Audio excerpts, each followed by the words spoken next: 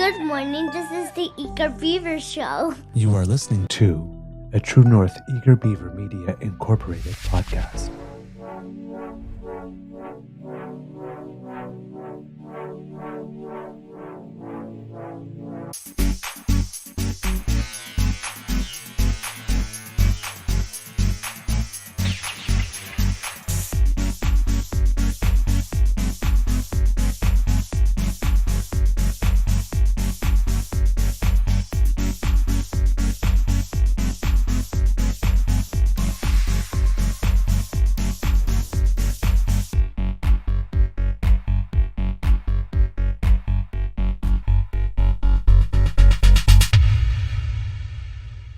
The True North Eager Beaver podcasts are proudly brought to you by our founding sponsors, the Misfit Mysteries from Corvid Moon Publishing, your source for science fiction, fantasy, and cozy mysteries featuring a broad diversity of characters, CanadianTarot.com, your uniquely Canadian online eclectic tarot community, and the Pepper Master, hot pepper sauces made from farm-fresh ingredients to thrill your taste buds and expand your mind.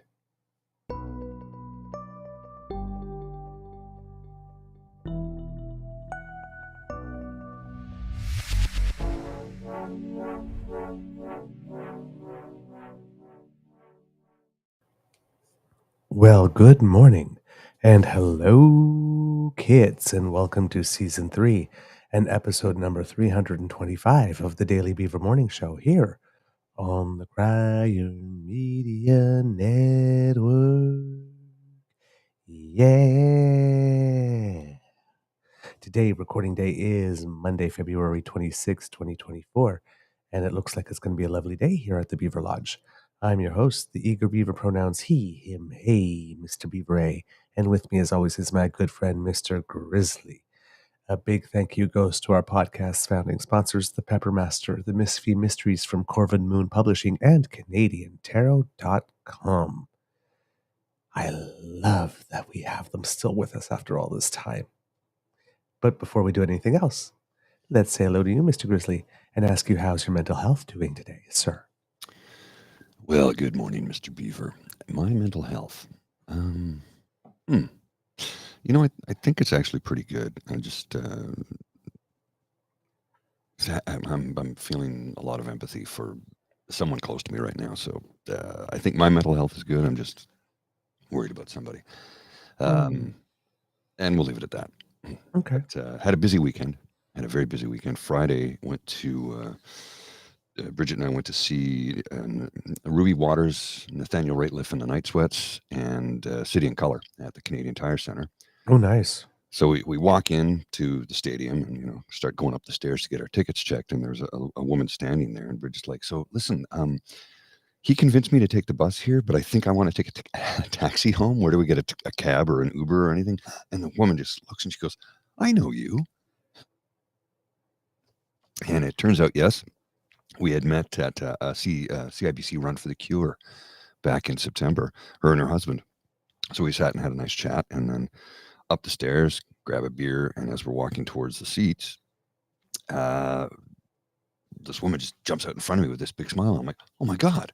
My friend Christine, who I haven't seen her since pre-pandemic times. We used to paddle. We used to paddle a dragon boat together. We used to paddle, so in dragon boat, and her husband Jeff was there, so it was nice to see them. And then we get to our row. I was like, oh, here's our section, go down. And here's our seats right here. We're 1 and 2, right on the end, right on the aisle. And as we're walking in, this woman looks up at Bridget and goes, oh my God, Bridget. And then looks over and goes, is that Paul? Paul, hi. And I'm like, hello, hi. Thinking I'm supposed to, it's the Ray girl. She was sitting in our row. I was like, oh my God. She goes, it's the Ray girl. I'm like, oh my God, it is. Like, I recognized her when she said it. But prior to that, I was kind of like, I think I'm supposed to know this person, but a little, the old memory's not what it once was. Multiple concussions. I see people all the time, and I don't necessarily remember their names. I remember who they are and where we met. This is the first time we actually met in person in real life. So, yeah, that was really cool. It's like, so small town Ottawa, 1.6 million people in Ottawa, Gatineau, and I bump into a bunch of them at a concert where there's like 15,000. So, oh, that's so cool. Yeah. So is that the first time that somebody from the show recognizes you on the street? Maybe. I don't know. Honestly, I don't know. Okay, because it's happened to me twice now, and it's always a little fun but weird. Yeah. I honestly, I don't know, and I say that because again, my memory's not so great anymore. So maybe let's see if I got a photo here of us. Find For one me, that's good. There's a bunch of us.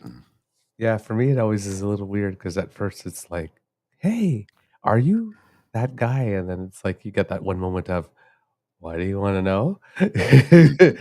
And then it's like, "I love your show." And then it's like, "Oh God, don't say something stupid to ruin the impression that they have of you."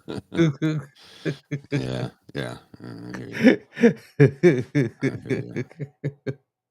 Let's see what's here. I got a few photos here. I'm just trying to find a good one. I don't care how I look. I just want to make sure everybody else looks good. I'm always looking disheveled. Oh, here we go. You're always looking disheveled. Always disheveled. Yeah. Here's one of three of us here. I'll share this on the screen for you there. Just give me a sec while I pull it up. And here we go. There we are. Yeah. So there's the three of us. Hello, lovelies. Let's see. There we go. Some good photos there. Yeah. That's wonderful. That was really cool. I mean, literally, we're sitting in the same row. Like we were seats 1 and 2. They were 5 and 6. Gee, what are the odds? Yeah. That's and the other people there were other people who sat beside us, but they didn't show up until City and Color took the stage. The main event, if you will. Yeah. So they missed the first 2 acts, which was a bummer because Nathaniel Rateliff put on a great show, as did Ruby Waters. It was a good show. Great. I'm glad to hear that. I see we have some kits with us. Good morning, Kit Linda M. Good morning, Kit Toronto Dan. Good morning, Kit Saucy. Nice to have you with us from the beginning this morning. I know it's been a while. Good morning, Kit Ellen, Kit Elaine, Kit Mike H. Nice to see you, my friend. Who else do we have? Mademoiselle Fox. Good morning, my dear. You look lovely in those photos, by the way. Who else do we have? Kit PNC Bio. Hello. Good morning to you. Good morning, Kit Mohan. I hope that Mateo is feeling much better. I can identify with Miss Shadika. Yes. Because I did that last week too. I went 2 days, just absent-mindedly forgot, and it was like, I don't feel right. Yeah, you want to get that script today if you can, because 2 days is not the end of the world, but you do start to feel off. You don't feel like yourself. Mm-hmm. Good morning, Kit Jillian. Bon matin, les bébés castors, says Kit PM Godin. Bon matin à vous aussi, mon ami. Who else do we have? Et bonjour à tout le monde à Caraquette as well. Let's see. Who else? Miss Shadika. Good morning, my dear. Lovely to see you as well. Going through. Kit Leanne. Hey, how are you doing? How is the Camp for Kindness going? If you got any updates, please let us know. And give our best to Kit Angela, because I'm sure she's over there. That seems to be everybody so far in the chat. I had Kit Donna. Sorry, I missed you. Good morning. There you go. I had a rather calm weekend because I haven't been feeling the best, and there has been no. Up until yesterday, there's been no improvement. Thank goodness for the Scotties being on, or else I would have been bored out of my mind. So it kept you preoccupied, did it? Kept me preoccupied, but I mean the last week at home is me trying to stay away from the man I love as much as possible, because he's right now sunning his buns in Cuba. Lucky bugger. He's been wanting to go south for a while now, and this year he had a chance to go, and he has been working very, very, very hard. And he's been accomplishing a lot of things, including able to find some lab space to continue some experiments, which was, and funding, which has been some major work in order to secure that, and getting his manuscript into a publisher so that he can hopefully have his article published and all of that. So he was pushing on all those fronts at the same time while trying to teach his classes and all that kind of stuff, and taking some training to become a better teacher. So he's been working on a lot of fronts all at once. So he deserves this vacation. So it was like when it started about Sunday, it's like, yeah, I'm masking in the house, and I'm either sleeping in the other room or I'm sleeping with the mask on when we sleep. So because you are not getting this, because you are taking that damn vacation, because you have earned it. So it was a rather lonely week because, we tend to be quite physically affectionate with each other, as you see when he comes on the show, every now and then, or just to say goodbye. So keeping distance from someone you love when you know you're not going to see them for a week is very, very hard. But I did it. He didn't catch the cold. But I don't know if this was just a regular cold or something else, because as you can hear, I'm still congested, but at least my voice is not 3 octaves lower now. It's not Darth Vader voice. And I've had some appetite come back because I've been living essentially on soup and toast. So, and yesterday I actually ate meat. So I think I might be turning a corner. Not quite fully there yet. But I've also, had to miss a whole week of rehearsals. So yesterday I was sending apology letters to the cast of both shows, going like, "I'm so sorry," because when you're not there, it's tougher on the rest of the cast, right? They're doing extra work, or they're filling in without you there. Or, you've got lines and they're not playing against you. Or in the case of a musical, you're someone's dance partner, and well, that's not happening. So I was feeling bad. I mean, we opened one show on the 8th. So this is kind of bad time to be away for a full week as you're getting to the final stretch. So I'm hoping that things are on the other end, because my friends have been telling me that there's this thing that's going around that can last up to 3 weeks with people, and I can't be out for 3 weeks. But today is the first, this morning is the first morning in 7 days, and I'm actually breathing through my nose without the help of being hopped up on tons of decongestants to start the day. Well, that's a step in the right direction. Yeah. We'll see how long that lasts. But hey, no Darth Vader voice, and I'm eating, beyond soup and toast, and I can actually breathe through both nostrils at the same time. Compared to the last 7 or 8 days, that's a win. I would say so. Yeah. I am still tired as F, though. I am wiped. I think you might be able to hear it in my voice and see it in my face. I'm a little ragged. But politics doesn't stop, and the world doesn't stop, so I've been trying to keep up. Yeah, I think the more I'm going to be vertical rather than horizontal, the more it's going to. I feel my nose starting to snuff up as we're talking. But the show goes on, and there has been a lot. I am going to start with some lighter news, and and then things are going to get a little darker, unfortunately, today. But the Scotties Tournament of Hearts has ended, and we have a new Canadian championship. Team Anderson, which was the team that was affected by Brianne Harris being declared ineligible just, it seems, hours before the first match, and we still do not have an explanation as to why that is from Curling Canada. I'm starting to wonder if maybe it might be Brianne Harris herself that asked to keep it confidential, and it wasn't Curling Canada who are trying to be cryptic specifically. Because I saw an interview with the new CEO of Curling Canada, and he was trying to do his best to say something to give us an idea, but he was like, that's all I can say. So it seems that maybe this is not a proactive decision from Curling Canada, but it may be something that either came from the player involved, and everybody thought it would be a good idea to respect that privacy or something. So, which would eliminate the possibility, in my mind, if we're using deductive reason, but that's just speculation, that it would be something performance related or performance enhancing related. So, but we still don't know. So they, they did very, very well having to deal with the curveball. And, as we saw with the Canadian women's soccer team, it's kind of hard to be at your best when something like that is thrown your way. But they still did make the playoffs, but they did lose, and they will not defend their championship for the 5th time. Of the top 6 teams, when Devin Haru put it out, that tweet says, okay, Manitoba, we get it. You're good at curling. All 4 Manitoba teams qualified for the playoffs among the top 6. So, Manitoba is really at curling.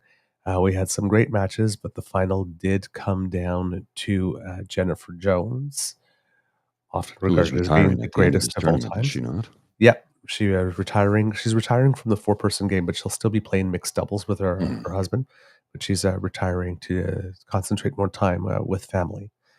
And she's given 22 years to the sport, so at this level. So she's got 2 world championships, 2 world Olympic appearances, including one where she got the gold medal. I believe that was Sochi.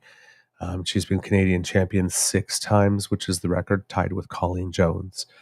So she's had a very good career. And then Rachel Homan from Ottawa, of course, the Ottawa Curling Club.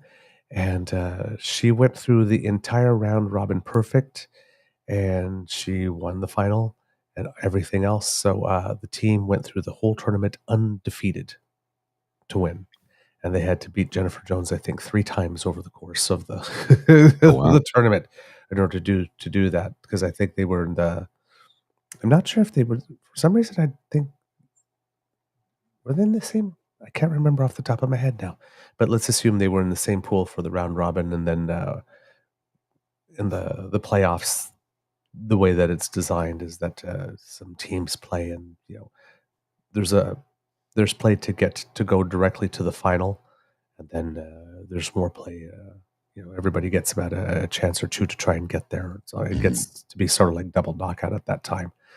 So it's her second undefeated Scotties for Rachel Homan. So she had 1 game during the tournament where she played 100%, and then the very next game 99%.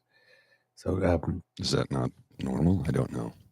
Well, I mean, she's normally very, very good, but scoring 100%, having a perfect game on all your shots is pretty rare. Oh, okay. So almost to do it twice. No, I thought you meant when you said played 100%. I thought you meant she played the entire match and didn't bow out at any point. No, she made all her hits, all her draws, exactly where as planned on the button. So it was an amazing display. It really was an amazing display. Both teams played well. It was very entertaining curling. The match, what they call the 1.1 versus 2 page playoff, which is sort of like a semifinal, but not exactly the semifinal, was probably the most intense curling match anyone's seen in a very long time. Just incredible shot making. So it's there you go. She got her Carhartts on. Hello. I can't hear a thing, though. These are my big girl pants. I'm wearing my big girl pants. They're covered with paint, and they're not the sexiest thing I've ever worn. They work. They're very comfortable. There's room for a whole pasta dinner in here. My wife. So wonderful tournament. The people who watched got treated to some of the best curling out there, and the top 8 teams in Canada in ranking were part of the top 16 for that tournament. So very, very good. And the men's tournament starts on Friday, and there the top 7 teams of Canada will be there among the top 16. So it's going to be quite a tournament. I believe the women's world championships are going to be in Sydney, I believe, this year, Nova Scotia. So good luck to everyone. It's Rachel Holman's 4th Canadian championship as well. So I mean, we're talking about proven champions. Definitely proven champions. So that was good. And then sorry, I'm Gonna have to take over for. Are you verklempt? He's verklempt. I believe he's going to have a sneezing fit right now. That's okay. I had one the other day. I sneezed 7 times in a row. Then I was horribly dizzy afterwards. Oh, my ear just popped. Oh, that hurt. That's not pleasant. I don't know why that did that, but, sometimes things like that happen. Woo! Sorry about that. That's okay. Kits. And over the course of the weekend, a young Canadian lady who is, I believe, 19, only 19, made history as the youngest world champion in women's skeleton racing. Yeah, Canadian woman. I saw Yes. that. Hallie Clark is the new world champion of women's skeleton, and she's the youngest person to claim the title. She won the junior world championship on the same track last year. She posted a 4-run combined time of 3 minutes 51.27 seconds to win the world title. And which is really the most interesting part is that Clark failed to reach the podium in any World Cup event this season and came out of nowhere Won the whole to become world champion. Yeah. How cool is that? I thought, having a dismal season and then wins the whole damn thing in the end. How damn cool is that? So congratulations to you, young lady. Very, very, very well done. Just, again, with swimming the other day and then the long single distance speed skating championships and now skeleton, we're just like picking up world champions left, right, and center. Lots to be proud of. So there you go. And I believe there was also at the World Under 3, I'd have to look it up again, but the World Under 23 cross-country skiing championships, I believe Canada picked up 2 gold medals there too a couple of weekends ago. So it's just, I have no idea what it is at all, but there's something in the water when it comes to Canadian athletes this year. Lots of hard work, it's paying off, but it's nice to have things to celebrate. So congratulations to everyone that's having good results. And there's good results all over the place. Our golfers are killing it. Adam Hadwin finished 4th in a tournament somewhere recently. Brooke Henderson finished 9th on the weekend, another top 10. Stephen Ames won a tournament on the Champions Tour last week. I mean, it's just, we have some tennis players. Benjamin Sigouin won a doubles tournament somewhere. It's just, Canadians are winning stuff, left, right, and center. It's just lovely to see it. That when people want to try to make us believe that we're broken, no, we're not broken. We're not. We're out there and we're accomplishing great things. Speaking of broken, yes. And how about somebody intentionally trying to break something? For those of you who haven't seen it yet, I have the tweet from. Are we talking about Ma Parker here? Yeah. All right, let's give a little lead up just before dropping it. Okay, let's just drop it. It's on the screen. He's going to be on Dean's show today. Yeah. So I don't. You might want to tune in for that. I don't know why. How do I put it? I don't know. I understand that we need to try to talk to these people. I don't. In one way, I don't understand why they come on our shows. Yeah, because we're not going to be kind to them. Yes, but I understand that, for them, love. I understand that for them, any opportunity is any opportunity. So they'll take visibility at all costs, I'm guessing. I think that's largely what it is, yes. I don't know why we have them on ours either, other than obviously it's going to be good ratings and it's going to be it's topical. But yes, it's topical, current. So let me read this out. So but yes, for the folks who are listening in, David Parker was this Saturday, I believe, tweeted this out.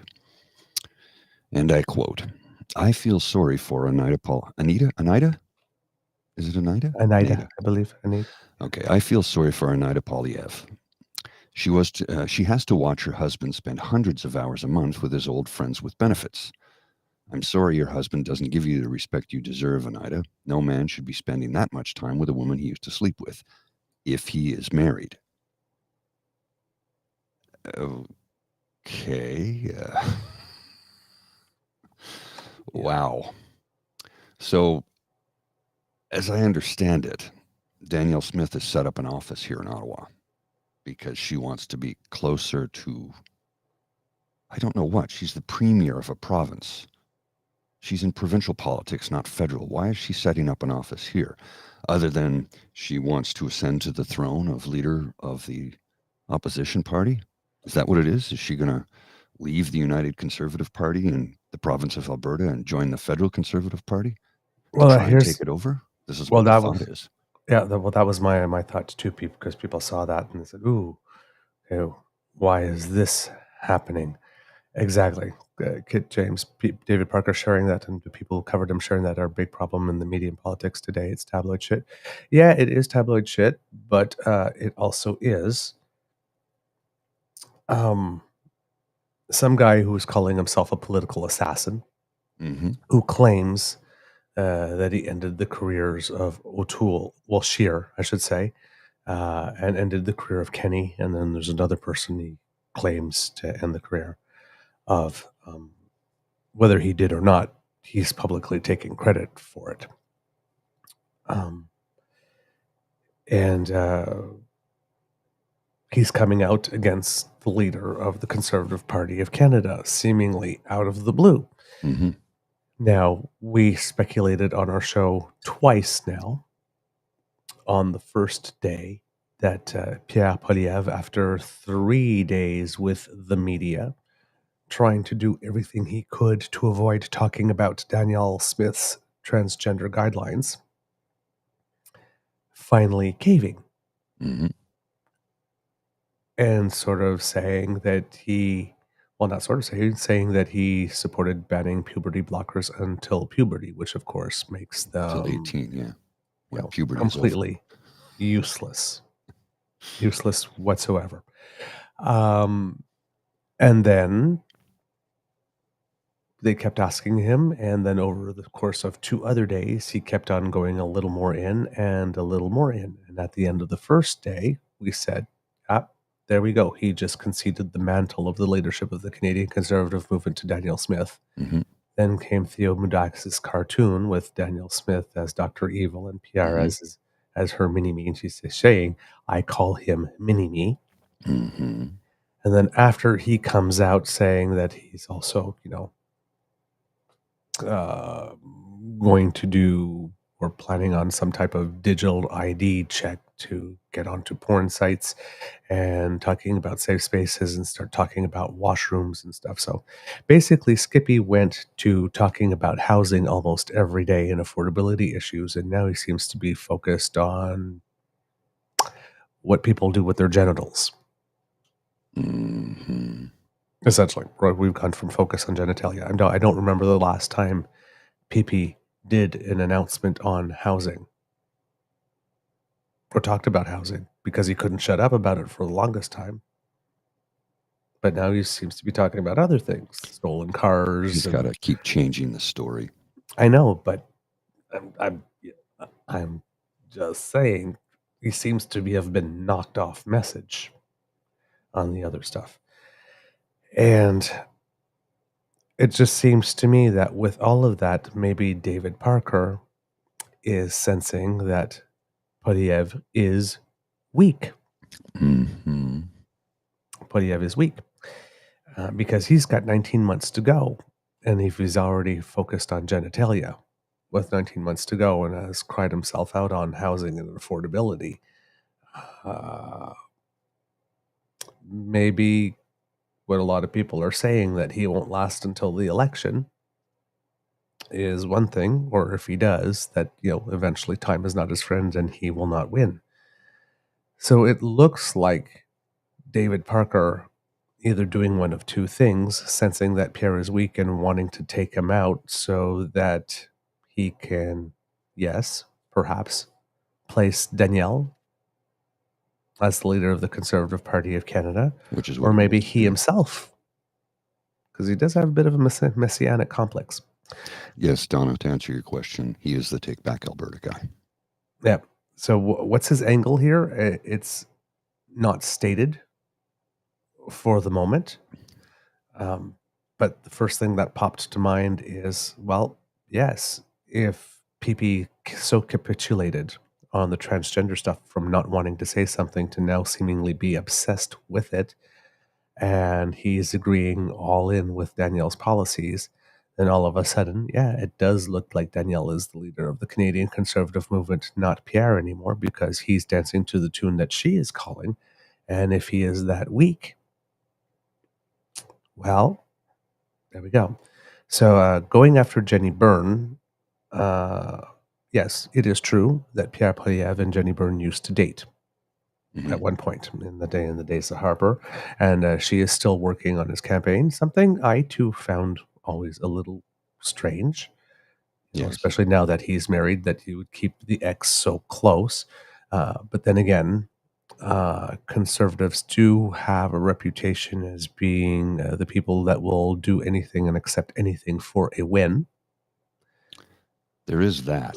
So, it's not necessarily abnormal in that sense. They'll let nothing distract you from the primary objective. However, but then again, as we're saying, there's a lot of people wondering how real is that marriage between Pierre Poilievre and Anita Poilievre, because there are rumors of some stuff about long-standing rumors about Poilievre as to whether or not he is plays for the other team, entirely heterosexual. Let's put it that way. That's a fair one. I have nothing one way or another, because I've seen some speculation stuff. I've seen some rumor stuff. Again, there's been some tweets saying that ask Pierre about his former intern that you've seen going around. Mm-hmm. But I have nothing corroborating that. And nor do I. But so there's somebody I'm going to speak to about that to find out a little bit more information. But I like what James has to say here. And I agree. It feels personal with Parker, not strategic. First, it is a bad strategy to say that in public. Second, there's no upside except feeling giddy for spreading a rumor. It's like, this is not political messaging. This is like deeply personal. Yeah. This seems very, very deeply personal. And more evidence that it's deeply personal is right here, because that was not the only tweet he had. Okay. This is kind of funny. Yes, indeed. If we're being honest, Pierre's punching well above his weight class with Anna. She's a 7. He's a pocket calculator. Indeed. But we also have this one here. Mm-hmm. Jenni Byrne, you're going to have to blow that up, sir. Whoops. Can't quite see it.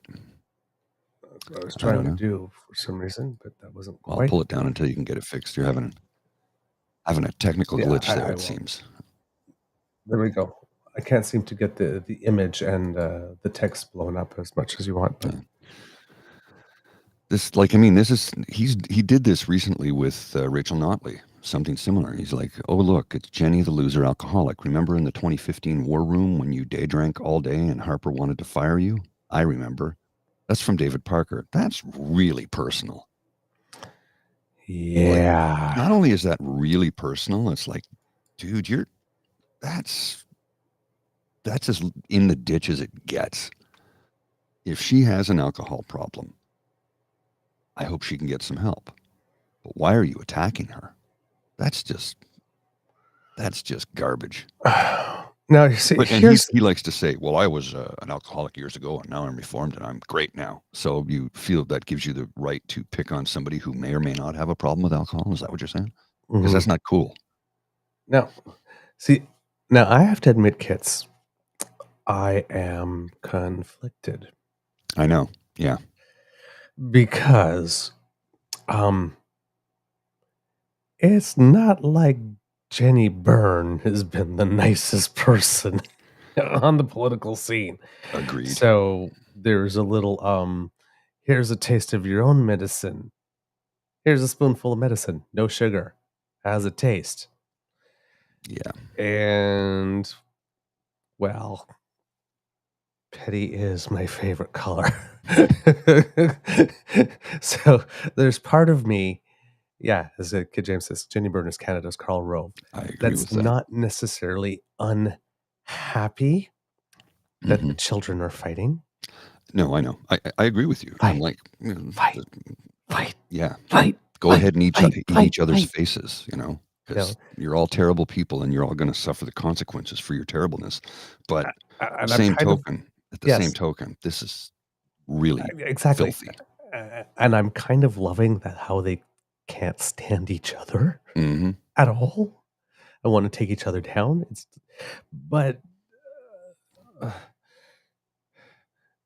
putting out rumors that someone's husband is banging the ex and then bring out personal information about their addictions or potential addictions, because it's not like, I don't think she's ever been on the record as saying that she's had a problem and has been trying to address it, like Seamus O'Regan Jr., for example. So, yeah, I'm not quite sure how I feel about this, but I'm not, if I'm being completely honest, I am not entirely sad. Yeah, Although I am shocked. eyes as big as toonies that this is like actually happening. Yeah. Because there's 19 months to go. Yeah. Yeah. It's like the next election is a while away. And we thought, that these two movements would work in tandem in order to get rid of Trudeau, but it seems they can't stand each other more than they can't stand Trudeau. And I'm thinking that maybe David Parker, again, seeing some weakness from the PeePee camp, is seeing an opportunity. And hey, you know what? If we can get rid of this guy before the next election rather than after the next election cycle, why not? Because, his whole thing is taking people down and slipping in the people he wants. So creating a crisis within the Conservative Party of Canada. Oh, we need someone right now. Ah, my God. Well, here's someone. May I suggest? And then, that's how we got Doug Ford, right? Yeah, Patrick Brown was cruising to it, and then somebody did him dirty, took him down, and all of a sudden it's like, hey guys, I'm Doug Ford. Remember me? Yes, and nobody asked him any questions, and he just got in there, and now look what the hell he's doing. It's just, it was a bit of a shock to see that. I was shocked, but not shocked, if that makes any sense. Yeah. I'm like, wow, that's really heavy duty, but at the same time, yeah, kind of expected. As we keep on saying the show, one thing you can set your watch to when you're in a movement that is purely ideological, at some point, count on it, someone is going to come along and say, hey, the current ideologue is not ideological enough. Either I or here is someone who really is a true believer. And then everybody takes another step to the left, or in the case of the right, another step to the right. And we go closer to the polar extremes. But it was the same with the separatist movement. They just keep going too far, and people are like, whoa, hold on now. But when somebody's not having the success they counted on, somebody turns around and says, hey, he's not a true enough believer. We need to apply that purity test. So David Parker either has his hands up someone else's back because he likes to be puppet master, or has his hands up hers. Maybe he promised her that she would be PM someday. Stick with me, kid. I made you premier. I'll make you PM. Maybe he's got someone else in mind. Maybe he's got himself in mind. So I don't know what the play is, but clearly the play is that the Conservative Party of Canada movement and the UCP movement are not united and not necessarily rowing in the same direction and are not necessarily focused on the same objectives.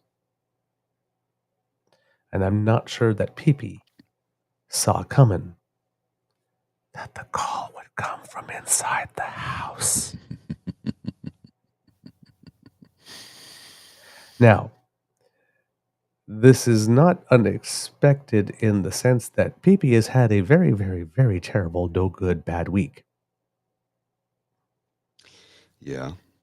Right? Well, you saw the letter. Did I show you the letter that was sent? Somebody Well, sent yeah, a letter. yes, somebody sent a letter as well. And it's Um, well documented that Yes, there's a lot going on there. we will get to that.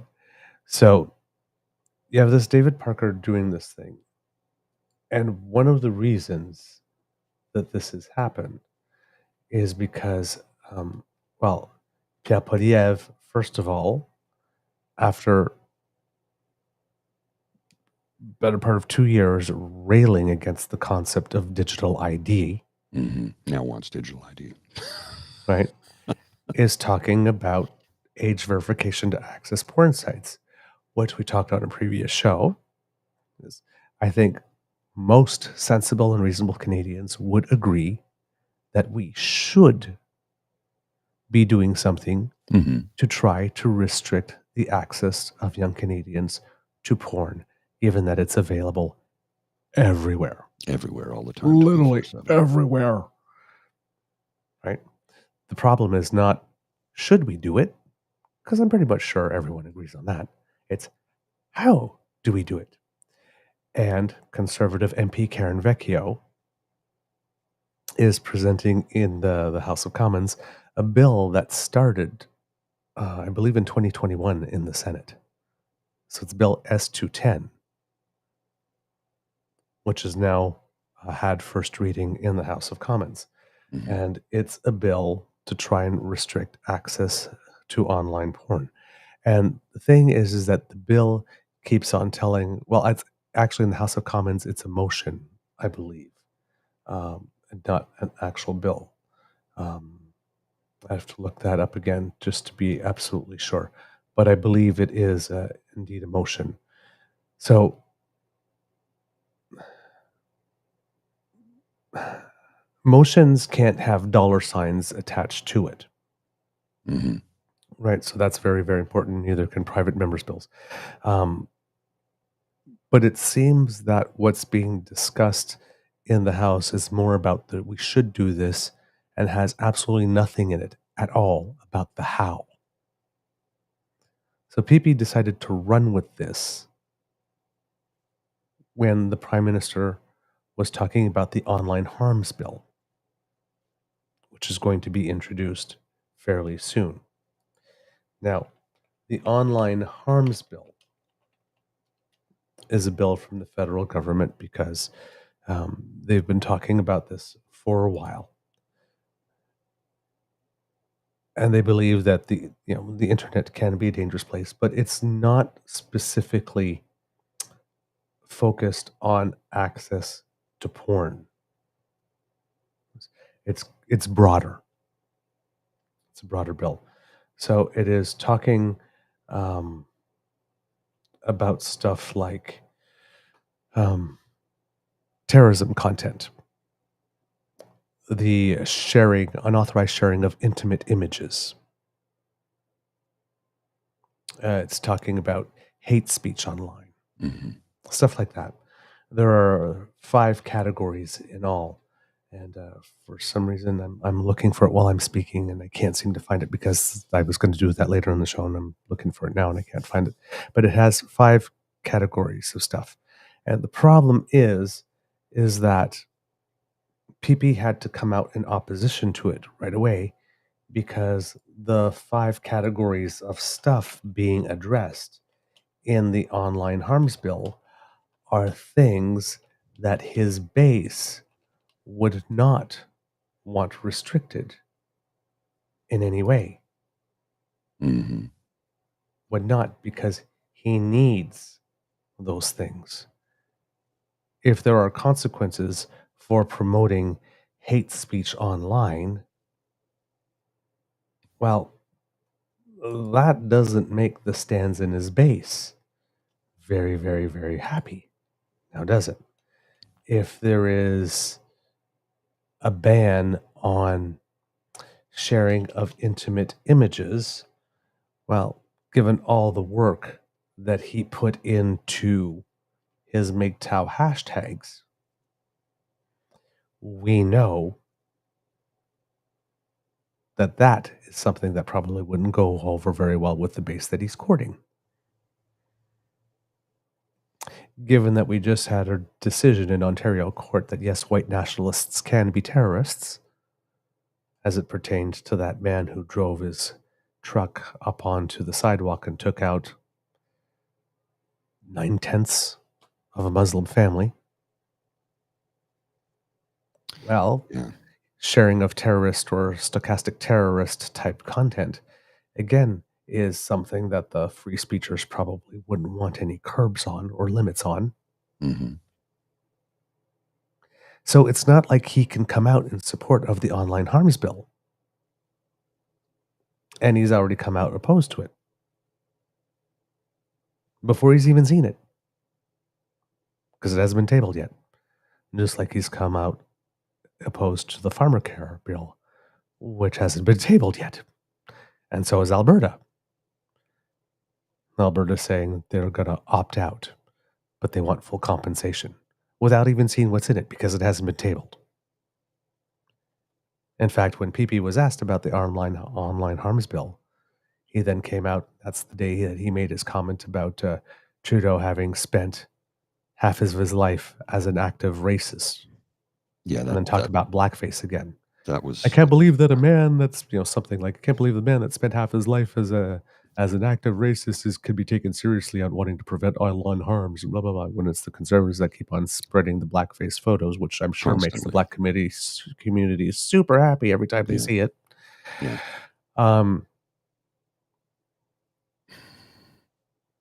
It's just that. So he acted, but it's he acted like a petulant child.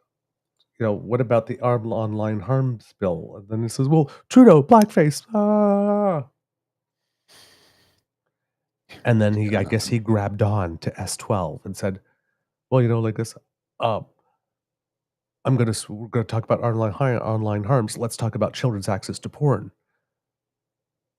I'm going to ask for age verification check without thinking that the next natural follow-up question was going to be, okay, how are you going to accomplish that? Digital ID, the thing that I just said we can't the last 2 years I can't support. So now he's Aaron O'Toole flip-flopping, Aaron O'Toole style flip-flopping on digital ID. And Aaron O'Toole flip-flopped on not wanting to talk about trans issues to going all in on them, adopting Danielle Smith's policy. And there's also Ukraine. Yeah. On the second anniversary of Vladolf Putler's invasion of Ukraine, well, he went out to an event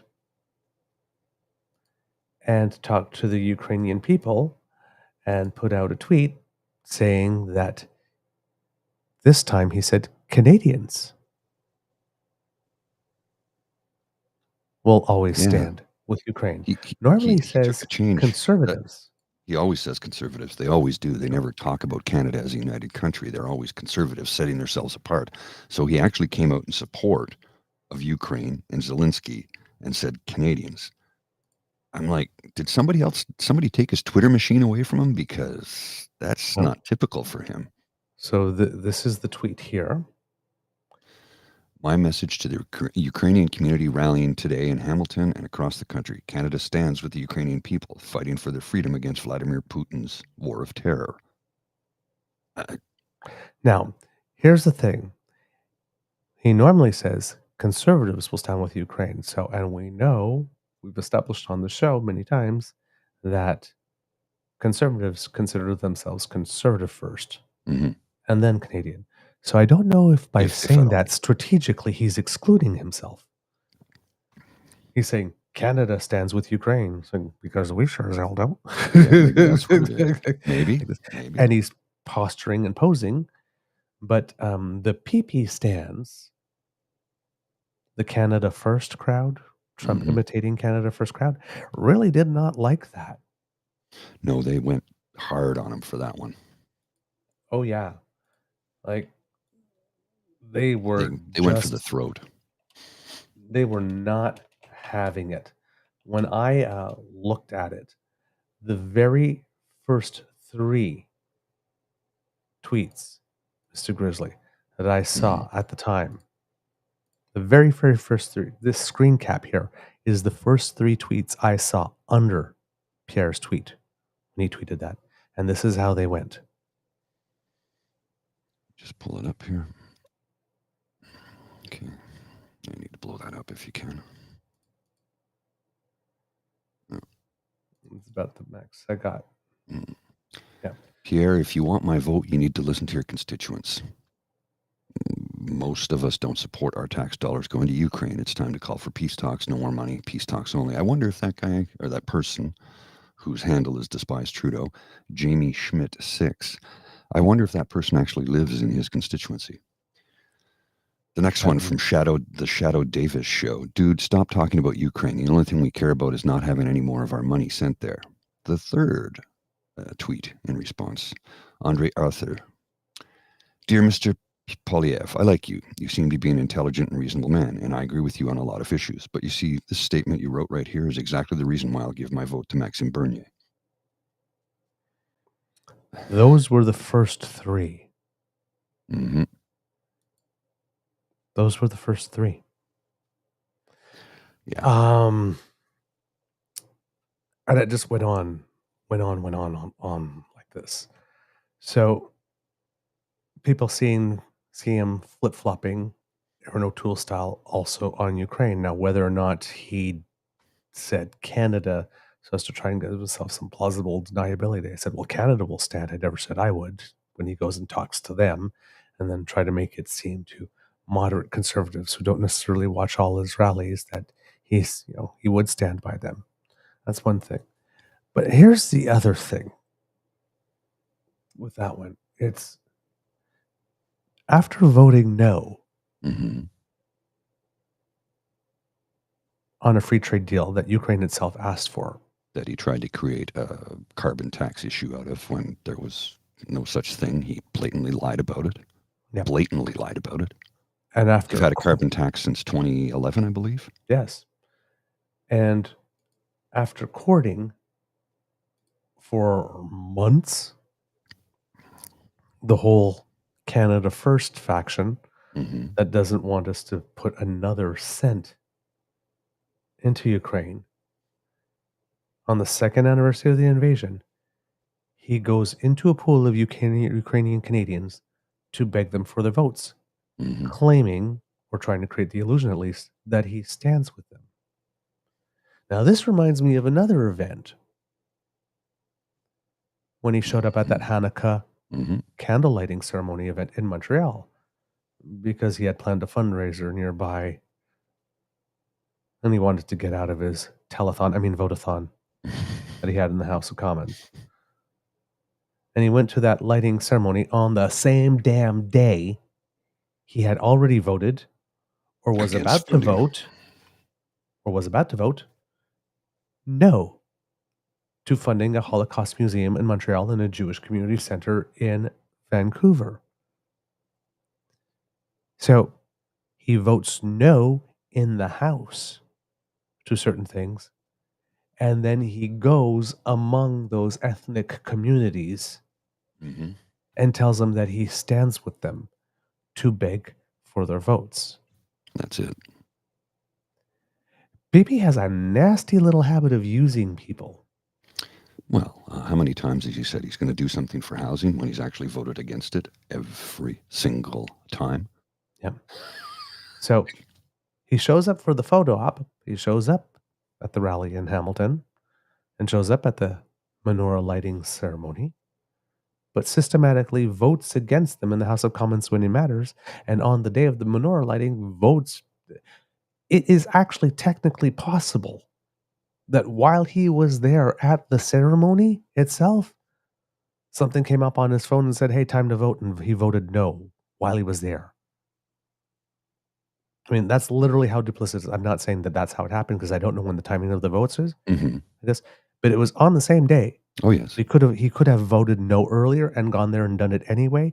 He could have gone there with the intent on voting no, and the vote hadn't happened yet, and the vote could have happened while he was there himself, because he did vote. His votes are recorded. So now he's used the Jewish community, and he's used the Ukrainian community, which prompted Dean to tweet, "Putin's Canada pool boy Pierre Poilievre begging begging for Canadian Ukrainian votes 3 weeks after voting to let Ukraine starve and die is pretty fucking gross." And I couldn't agree more. It is pretty damn gross, but then again, so is Putin's Canada's pool boy. He's pretty gross.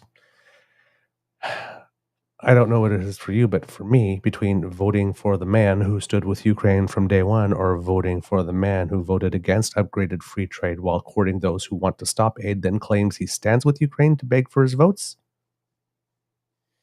if we're filing this under don't vote for assholes, I think that the choice imposes itself.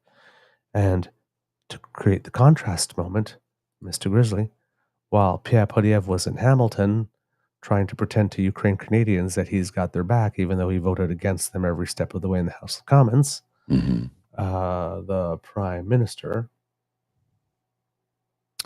Yeah, he was in Kyiv with Zelensky, Volodymyr Zelensky.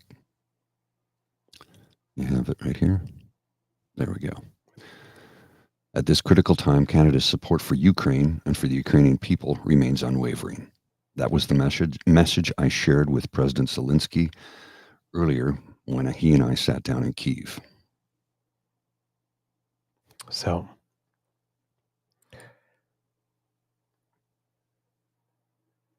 I haven't heard much from Maxime Bernier. No. I haven't actually gone to his Twitter feed to go check, but I would guess that he is a very, very happy man after the end of this week, because he now has some openings.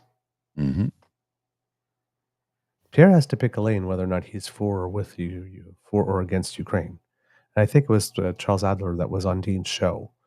He said he has 2 questions for Pierre Poilievre, and one of them is, "Who are you with?" Yeah.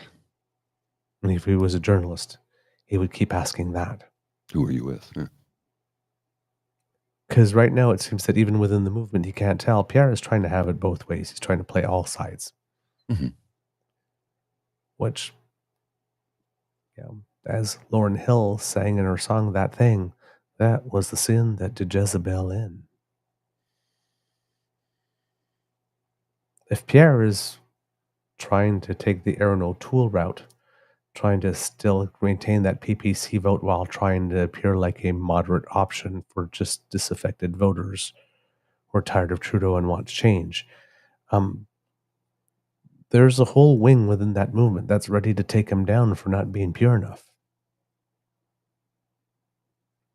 And if they're already marking him 19 months before Election Day as not being pure enough and already trying to take him down, he already has to fight on 2 fronts. I'm not sure.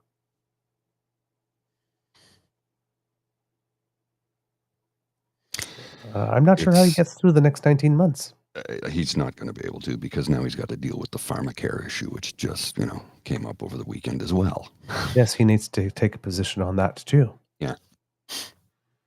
And Alberta has already said, we're out. Yeah. Yeah, because they don't care about, the 21% of Canadians that have no insurance when it comes to pharmacological products. 21% of Canadians do not have any insurance when it comes to, medication. You have to pay right out of your own pocket. But Pierre says, well, most people, the majority of Canadians have coverage. Yeah. 69% or 79% do. 79% do. But the 21% who don't are young or seniors. And that's the other thing. When you retire, you don't have coverage anymore. And usually, when do you need the most medication? Usually in your later years. So He's saying basically, remember, his party was the one who changed the retirement age to 67 from 65 and decreased funding for seniors. And now they don't want you to have any insurance program whatsoever. You'll have to pay out of pocket for your medications that you tend to need more of as you age because your body starts slowly breaking down. They just don't give a shit about you. They don't care. And the Leopards eating people's faces party are eating each other's faces right now. Yeah. And he's getting it on all fronts. He's getting it on all fronts. So again, in my famous words that a lot of kids seem to enjoy when I say it. Mm-hmm. Fight. Fight. Fight. Fight. Fight. Fight. Fight. Fight. Pull his hair. Gouge his eyes out. Cat fight. Do it. Do it. Do it. Take each other down. Seriously. And here, I found it. The 5 areas where the online harms bill plan wants to act. Content that incites violence.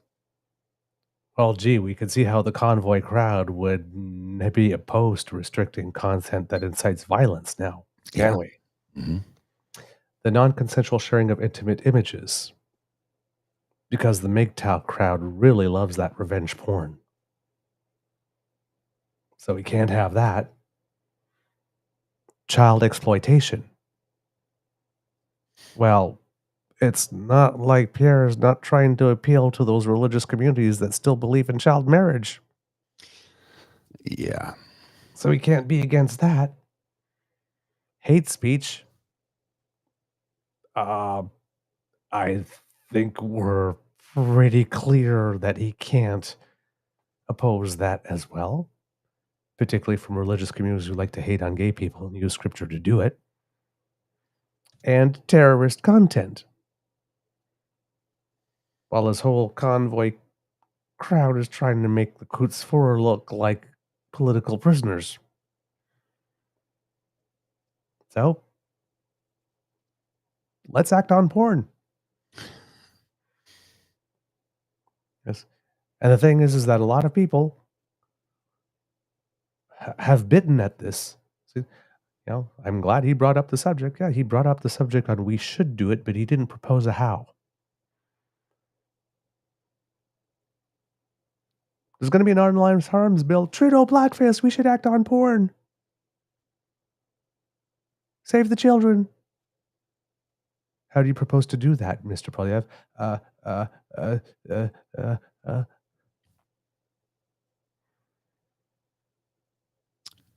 No plan. Blackface. Yeah. Yeah, that's all he's got. He has no plan. And we have a lot of people getting themselves worked up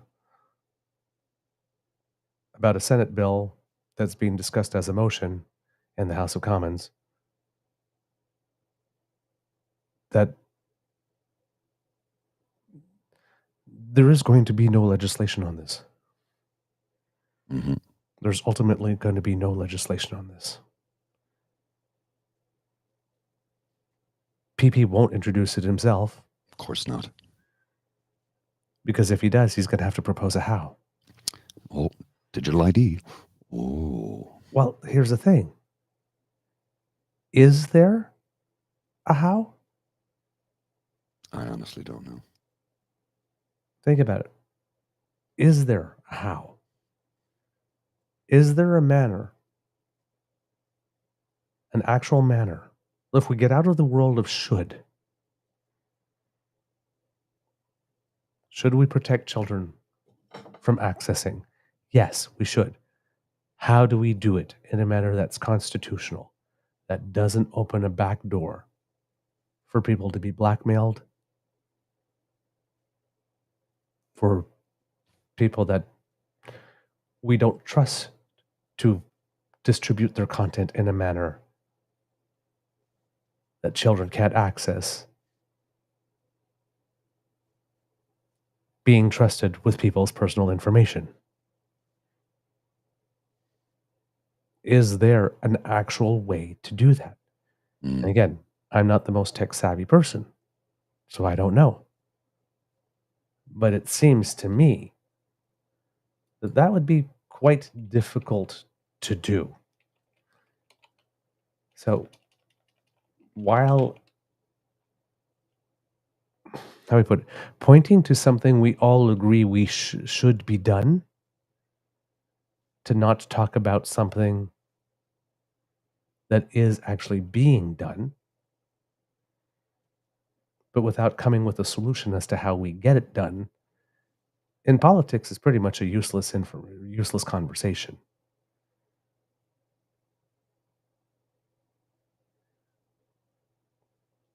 Because how do we do everything that comes down to how do we do it in the end? So it's not like that bill's going to come from him. So he needed something to distract for the second. And that's what he went to. But now he's being asked some very, very, very, very, very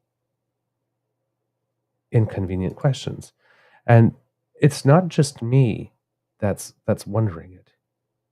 Here, because I posted with regard to this. The problem is that a politician has not offered an idea yet to help, keyword, with this issue. A politician has used this issue as a pretext to offer an idea, a very bad idea that would create a dangerous precedent to chip away at privacy rights. So if there is a solution, CPC, digital ID, is not it. And none other than Mark Burry, who's a lawyer, who we very much respect, said, not sure it's solvable.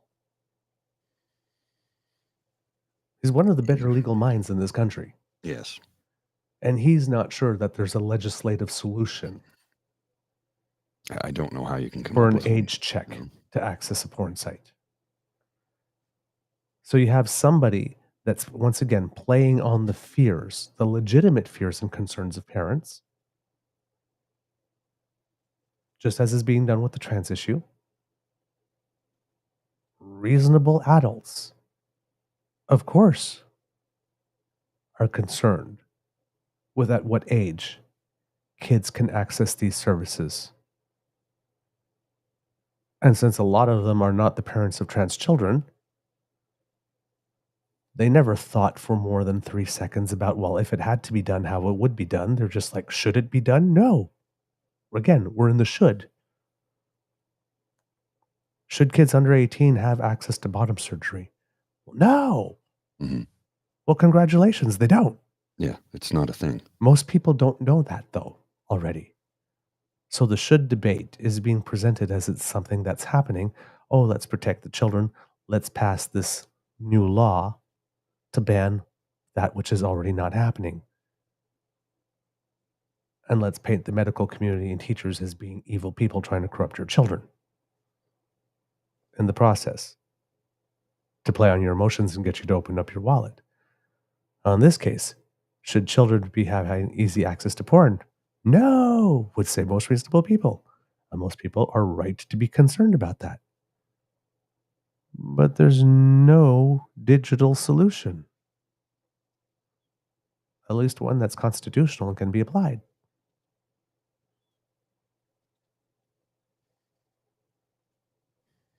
But get mad and open up your wallet. But while we're talking about that, hopefully we won't be talking about other stuff. So again, it worked in the nanosecond.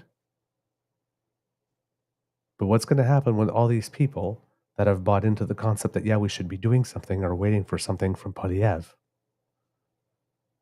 to stop it, and it never comes?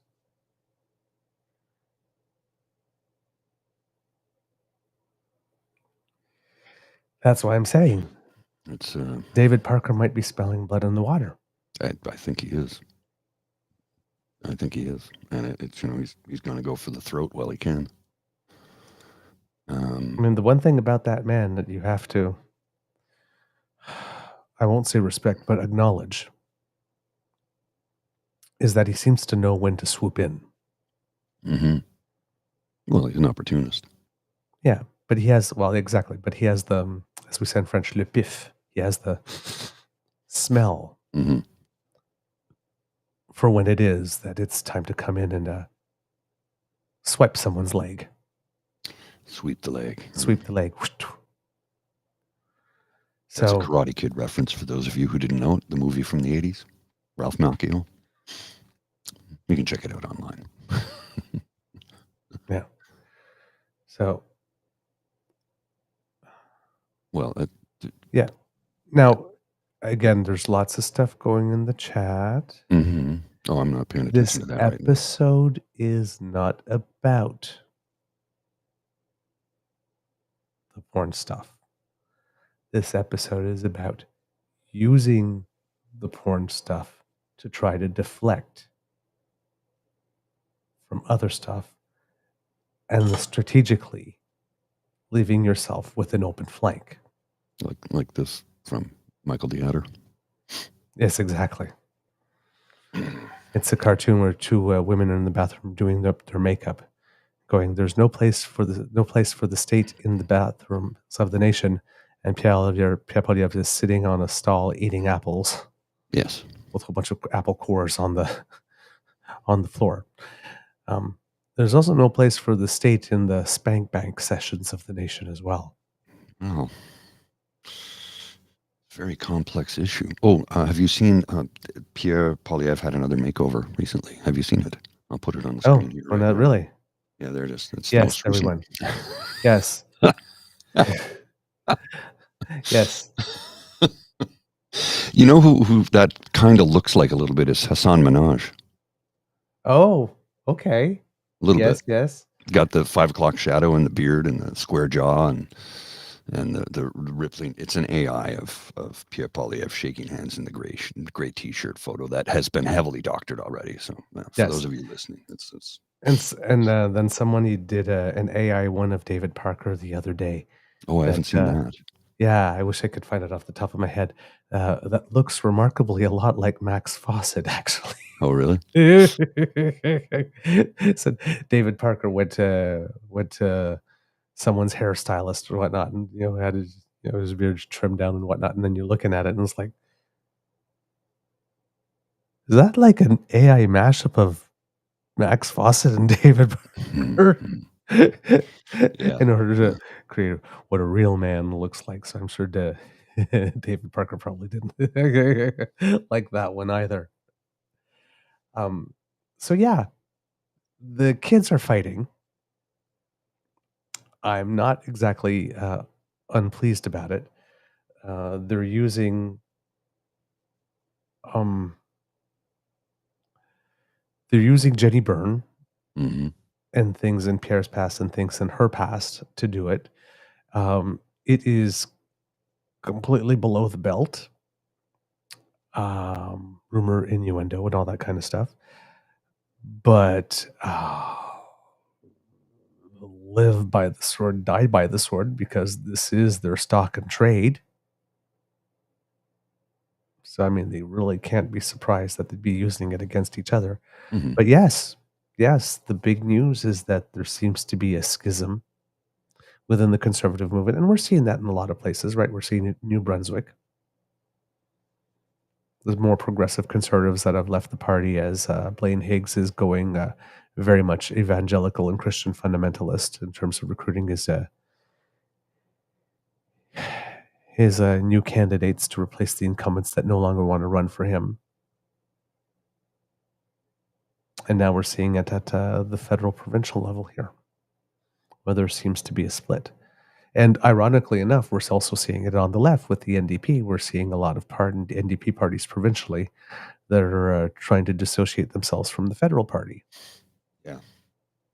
As much as possible. And on the left, well, there is a whole other reason for it. And that's because, once again, Jagmeet Singh did the stupid thing. Yeah, he tried to. I saw that yesterday, and I'm like, oh, dude, why do you keep doing this? Yes. So we wondered Oh, darn. That's not good.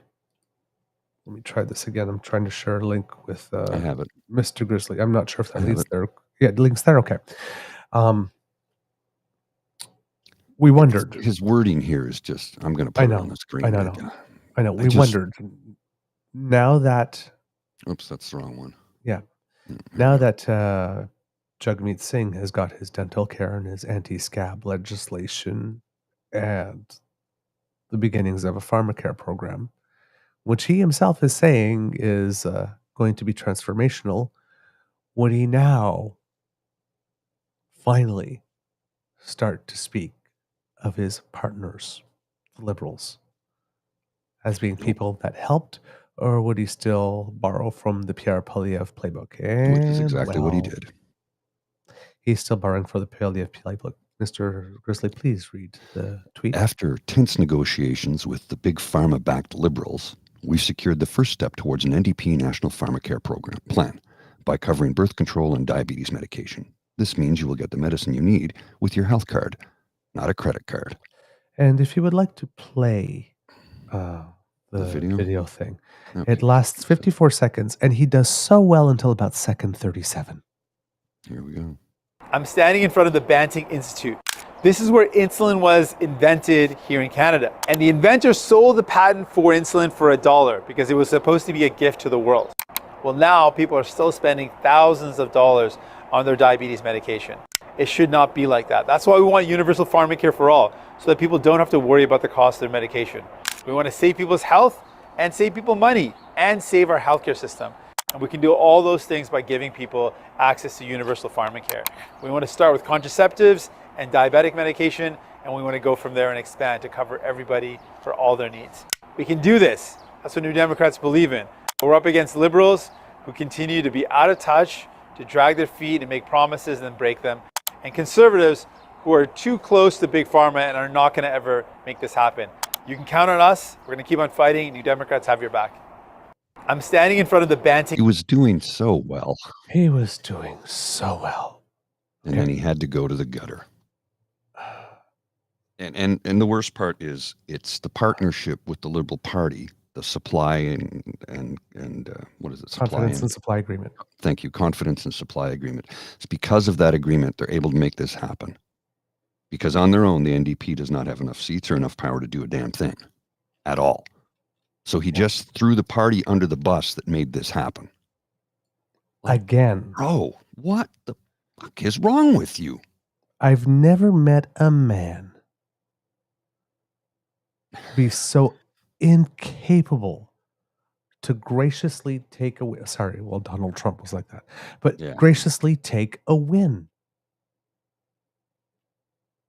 I don't get it at all.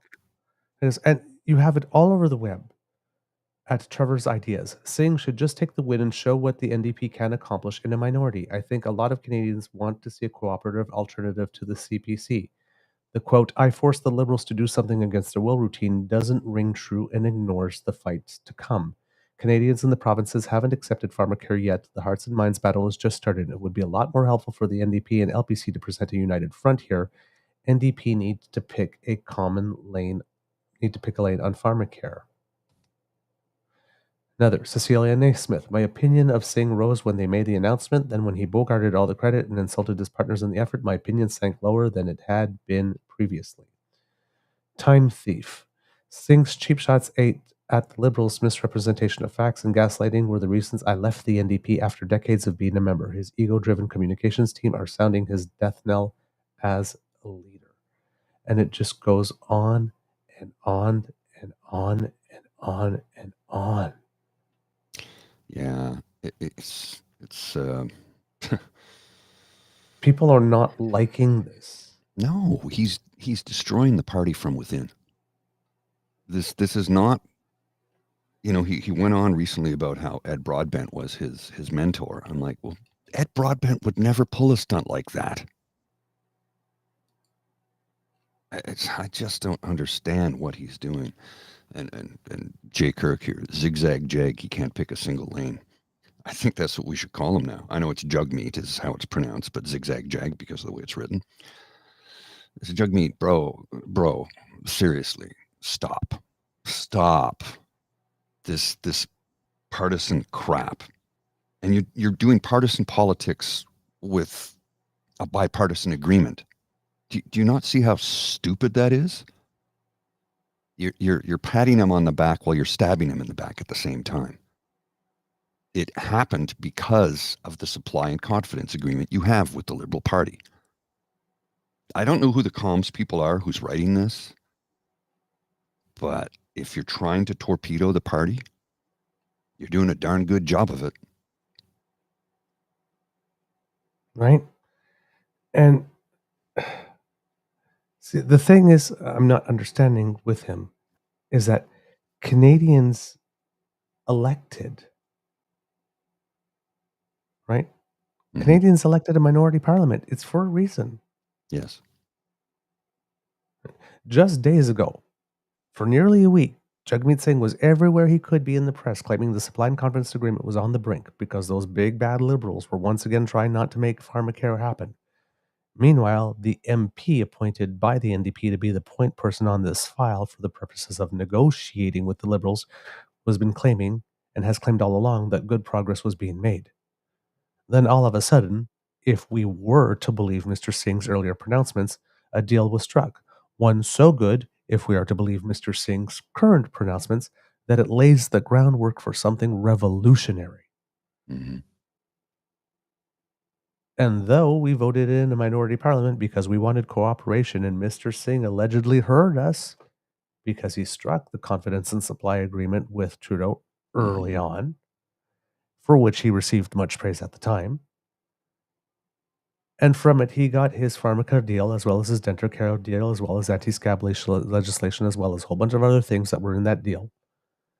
The man categorically refuses to run on the fruit of that cooperation. Why do all that work for 2 years to then get your results and then not run on them? Why is he not running on more of this cooperation in the future? Instead, it's the legal Liberals are bad and terrible, and they weren't going to do it, and we dragged them into it kicking and screaming. We forced it. Yay, us. We did this alone. But you didn't. It would have never gotten done had we not forced them. I say, why does this man keep lying when the truth, cooperation creates better things, will do? That's a lane you can run on. I don't get it. Where is the strategy? Why have all this cooperation that we saw happen only to lie that cooperation didn't happen? This type of inconsistency led Max Fawcett from the National Observer to tweet, Jagmeet Singh is the Pierre Poilievre of Tom Mulcair's. Ow. Yeah. Yeah. That's brutal. Yeah. I Especially, saw that and I chuckled. I thought, well, that's good. That's good. it's especially brutal when you consider that Tom Mulcair is the lawyer who didn't know enough to know when to quit in a defamation case in which he was accused Mm-hmm. and lost. He was ruled in court as being an intentional liar who would say anything about another, as Singh has apparently chosen to do frequently as a go-to strategy here. Yeah. I just, Jagmeet. Why?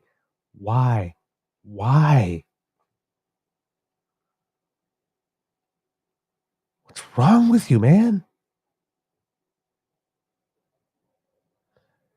I swear. And I wish I could find it off the top of my head here. But Charlie Angus yesterday, or maybe it was, maybe not yesterday, but when the deal came out, actually posted something with regard to this agreement. And it's sort of like, hopefully I'll be able to find it. But it's like, why couldn't Jagmeet Singh say this? Mm-hmm. It was beautifully written, and it had the tone of cooperation. So there's somebody in his party Mhm. that can do it. But for some reason, nope, not Jagmeet. He will not. He cannot be gracious. He is all in on this strategy that he is the guy that forces the liberals to do things they wouldn't do otherwise, that we would have none of this if it weren't for him. And I'm not saying that he doesn't play a role here. Clearly, he played a very key role. Mhm. This was something that was not on the liberals' agenda to begin with. But we now have a policy that's about to go to the House of Commons, where Canadians who require insulin are going to get it and their testing supplies, full coverage, and women who need birth control, not only for birth control, but for many of the other Mhm. ailments for which it's prescribed. It's not just for birth control. It's, Exactly. Will also be able to get it.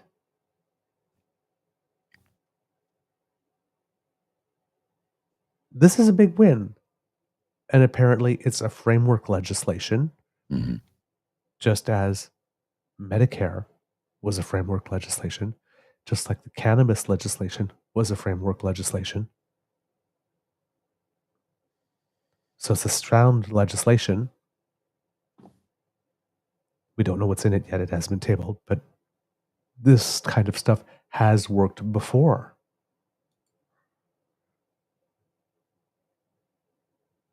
And it's just...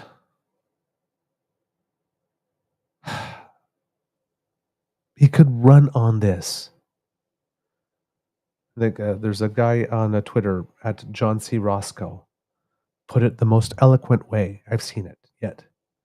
It's like we each get just so many bricks and we can either use them up building walls or we can use them to make bridges. Mr. Singh is satisfied to pile a rambling berm and lob the remainder over the top in hopes of beaning someone important.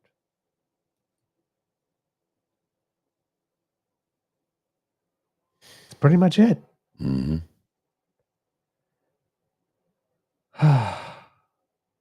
Exhausting. Another. Pharmacare deal done. This is where the NDP excels, saying they got things done and then leaving others to actually do the work. Ouch.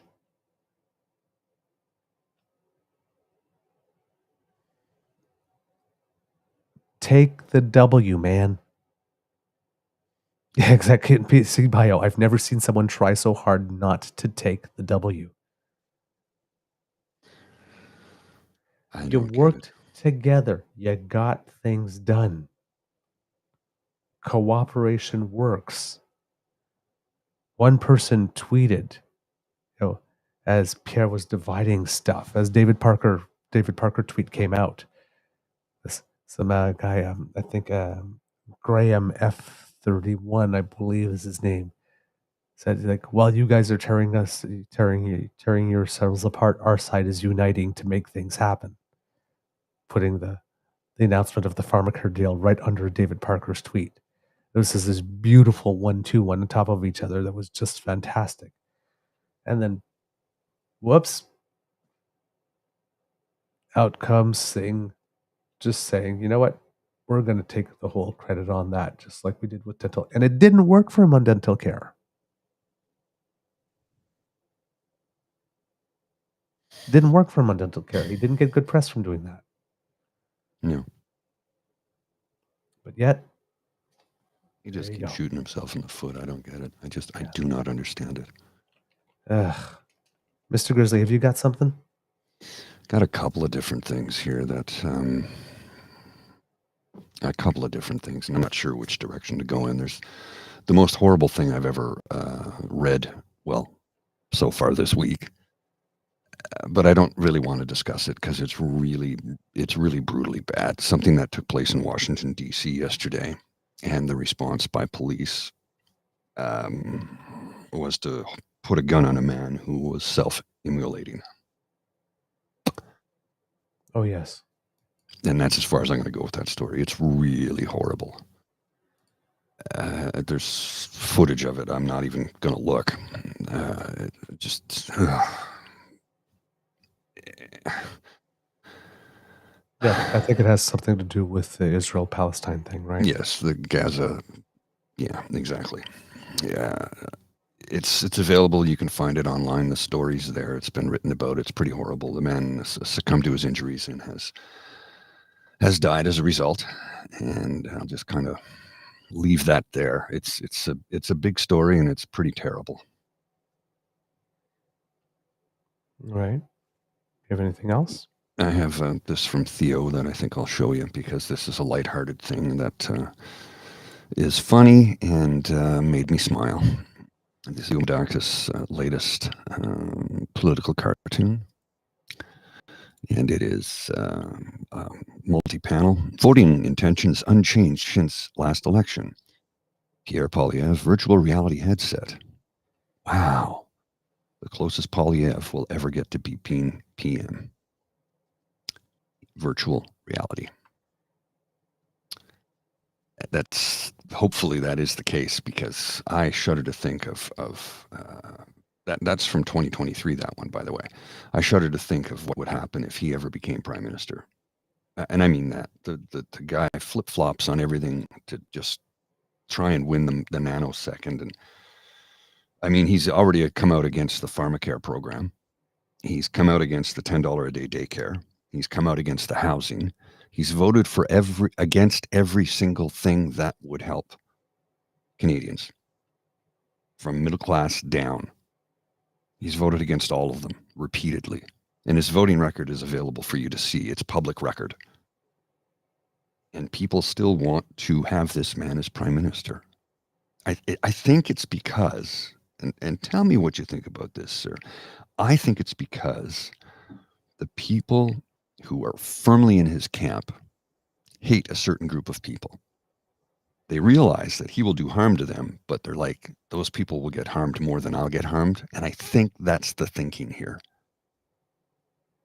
I think that's the thinking because I don't understand why anybody who is informed in any way, shape, or form would vote for such a person as him. Because he does not have your best interests in mind. He does not want to govern. He wants to rule over you. And James, yes, I do agree. It's leader fatigue, Trudeau fatigue, regime fatigue, that people tend to believe Poilievre may be the next prime minister. And that's entirely possible. But I hope there's enough Canadians that have a sober second thought and realize this guy is going to be really bad for the country. I don't know. We've got a long ways to go. And it looks like David Parker's trying to bring the man down. So will he even be... And you're right, that they wouldn't be voting in Pierre Poilievre. They'd be voting out Justin Trudeau. But is Poilievre going to be there come next election? I honestly don't believe he will be. He's lasted in the position longer than I expected him to. I can't see him there for October of 2025. I can't see it. I can't see it happening. I don't think PNC Bio is saying that Liberals may change leaders sometime in the fall or early winter 2025. I honestly don't see that happening. It may, but I don't see it happening because as we saw on Ryan Jesperson's show last week, the Prime Minister very much wants to lead the party into the next election. Now, does he step down after that? Who knows? But he's bound and determined to do what he can to try and make the country a better place. And this hateful venom spewing that Poilievre does on the daily is really beginning to rub people the wrong way.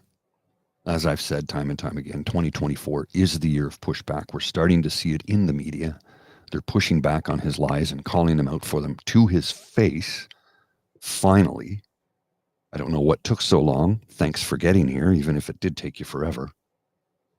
So we'll see. We'll see what's going to happen. I don't think Poilievre will be the Conservative leader come next election. The party might just emulate itself at the way they're going. It's entirely possible. What happens between now and October of 2025, I don't know. Nobody does. But I don't think he'll be in position. I don't think Poilievre will be the official leader of the loyal opposition. I really don't. I think the party will bring him down because he just keeps going madly off in all directions. One minute he supports Ukraine, the next minute he doesn't. One minute he looks like he's supporting Vladimir Putin, the next minute he doesn't. He's voted against housing programs. He's voted against child care, pharma care, dental care. He wants to raise the retirement age to 67 again. He wants to cut benefits for the elderly. This is not a good person. All he's going to do is enrich his donor class, wealthy friends that keep him there. And something that I've talked about in the past, and I can't get into the details on it, but Poilievre is against green energy.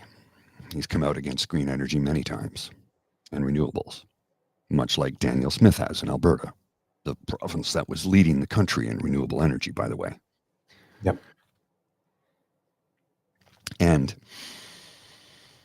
there is some very, very powerful people in this country who run some very powerful organizations that are all in on green energy. I can't tell you anything more than that. I'm privy to some information, but they are all in on green energy. And if you're not on their side when it comes to green energy, you will not be prime minister. You won't be. These are powerful people. These are the people who get people into that position. They've done it before. They'll do it again. They are powerful people. And if they want Justin Trudeau to be the next prime minister, he will be, because they'll go all in on green. And I can't tell you anything more than that. But if Poilievre keeps touting oil, no to green energy, and denies climate change, he's finished as a politician in this country. Because the powerful people that I know about who are all in on green are walking away from oil and fossil fuels altogether. And these are the people who get people into that position. Mm-hmm. And I'll leave it at that. All right.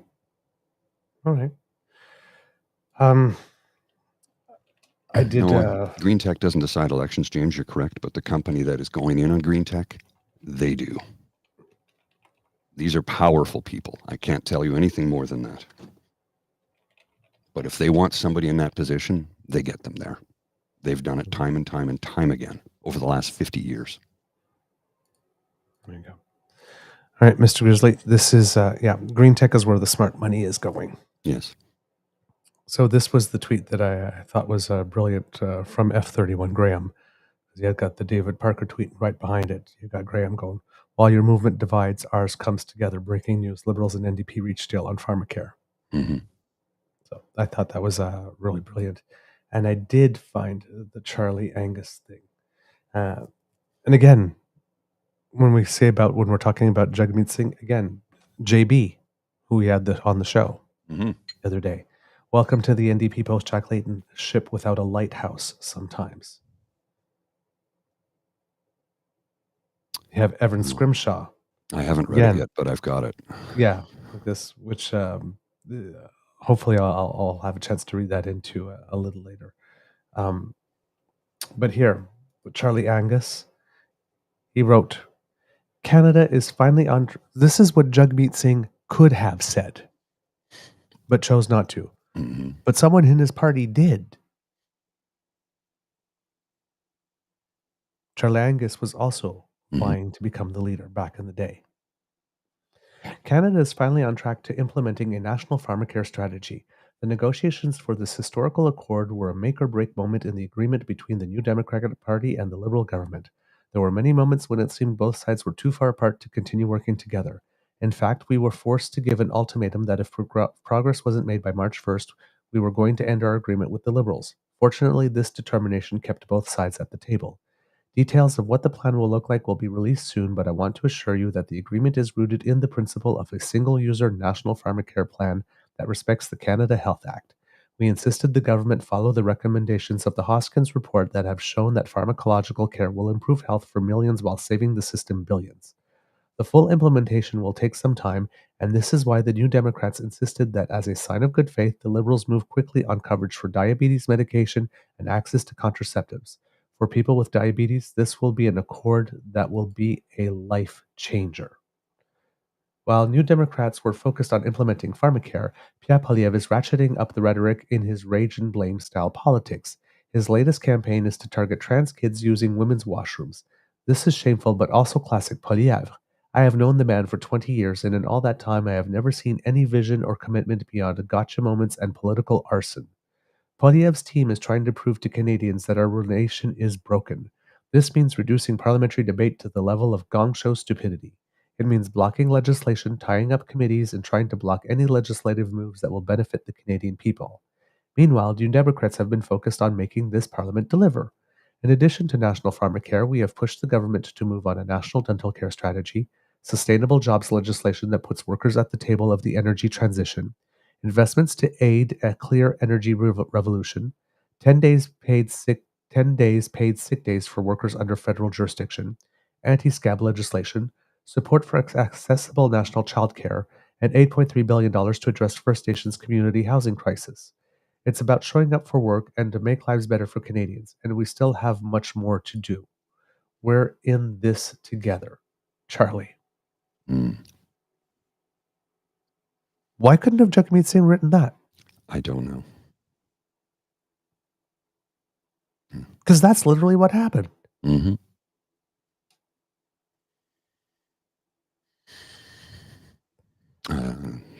Jagmeet Singh keeps on sailing past every signpost towards statesmanship. He has it, and then he just sails off past it. I don't know. I don't know why. He just continues to do it. Then we have Evan Scrimshaw, and I love this from him. Jagmeet Singh's Pharma poison. The week Rachel Notley was elected as a premier of Alberta has always stuck in my mind for a variety of reasons. It was the week my grandfather died. It was the week I did mock trial at the Ottawa courthouse with my high school. It was the week David Cameron won a shock majority government. As the massive nerd I was then and remain to this day, the existence of two interesting elections was a blessing. It gave me something to focus on that wasn't the crushing blow of losing a man I loved deeply. At the funeral this Friday morning, there was only one eulogy. It lasted less than a minute and used the fact that both the eulogy giver and my grandfather had played in a charity golf tournaments with Jean Béliveau as some sort of full circle moment. I genuinely wish I was making this up, but I'm not. It was completely the wrong tone for the event, and yet none of us were particularly surprised. It's the only thing I can think of when I see what Jagmeet Singh posted today, calling the Liberals Big Pharma backed, and saying that he is up against the Liberals to deliver pharmacare on the morning it's officially revealed there is a deal between the Liberals and NDP on the policy. He has won and is continuing to throw punches like he's being blocked. He's lying to the Canadian public because he's both saying the Liberals are about to do this big thing that justifies voting for their continued existence, while also saying they're frogs who won't do anything. As a strategy, it's insane because all it's doing is pissing off soft liberal NDP switchers who like pharmacare and dislike you shitting on them without winning you any votes from people you don't like, who don't like this liberal government. As a statement of truth, it's disinformation, which is allegedly a thing the NDP and the broader left are supposed to give a shit about. And it's clearly not working because despite 59% of Canadians saying it's definitely time for a new government in this morning's abacus, the NDP are only up a point since 2021 nationally and would probably lose seats if that poll was borne out eyeballing the regionals. So what's this all for? It's not for the people who will now get insulin and contraceptives covered under the scheme, because if you actually cared about the issue, you'd be holding a joint press conference extolling the virtue of the Liberal government. If it's about political advantage for the NDP, you'd have never signed a deal with the Liberals in the first place, because any deal instantly jeopardized a dozen NDP MPs in places where the Liberal brand is about as popular as drinking one's own piss. See why the NDP are about to get wiped out in non-Vancouver and Victoria, BC. And if it's about the political advantage for the broad left, then Jagmeet would be spending his time attacking the Conservatives. But it's not about any of that, because that's not what the modern NDP is about. The unsaid truth of Canadian politics right now is that people in every party but the NDP keep asking each other when Jagmeet is going to be replaced. Everyone, whether it's Liberals or Tories or even the few Blockists I know, is convinced that the NDP's decision to keep this sanctimonious fool in this job is a disaster. and yet they won't fucking do anything because for some reason it's uncouth to say anything mean about him. I have respected people in the NDP, tacitly admit I'm probably right about Jagmeet, but because of the language I use about him, they won't countenance sharing my various columns saying so in public or share it with others in the party. I'd say it's a cult, but at least cults have a proper understanding of what they're trying to achieve. So let's have an honest conversation right now, in the safe space that is the one and only site. Sorry, in the safe space that is one of the only sites that will properly air this out. What in the name of fuck is the point of the NDP if they can't take a win without shitting on the Liberals? Getting the Liberals to a firm place on pharmacare is a legitimate accomplishment that will do a lot of good if they manage to get any provinces on board before Poilievre wins, which is uncertain.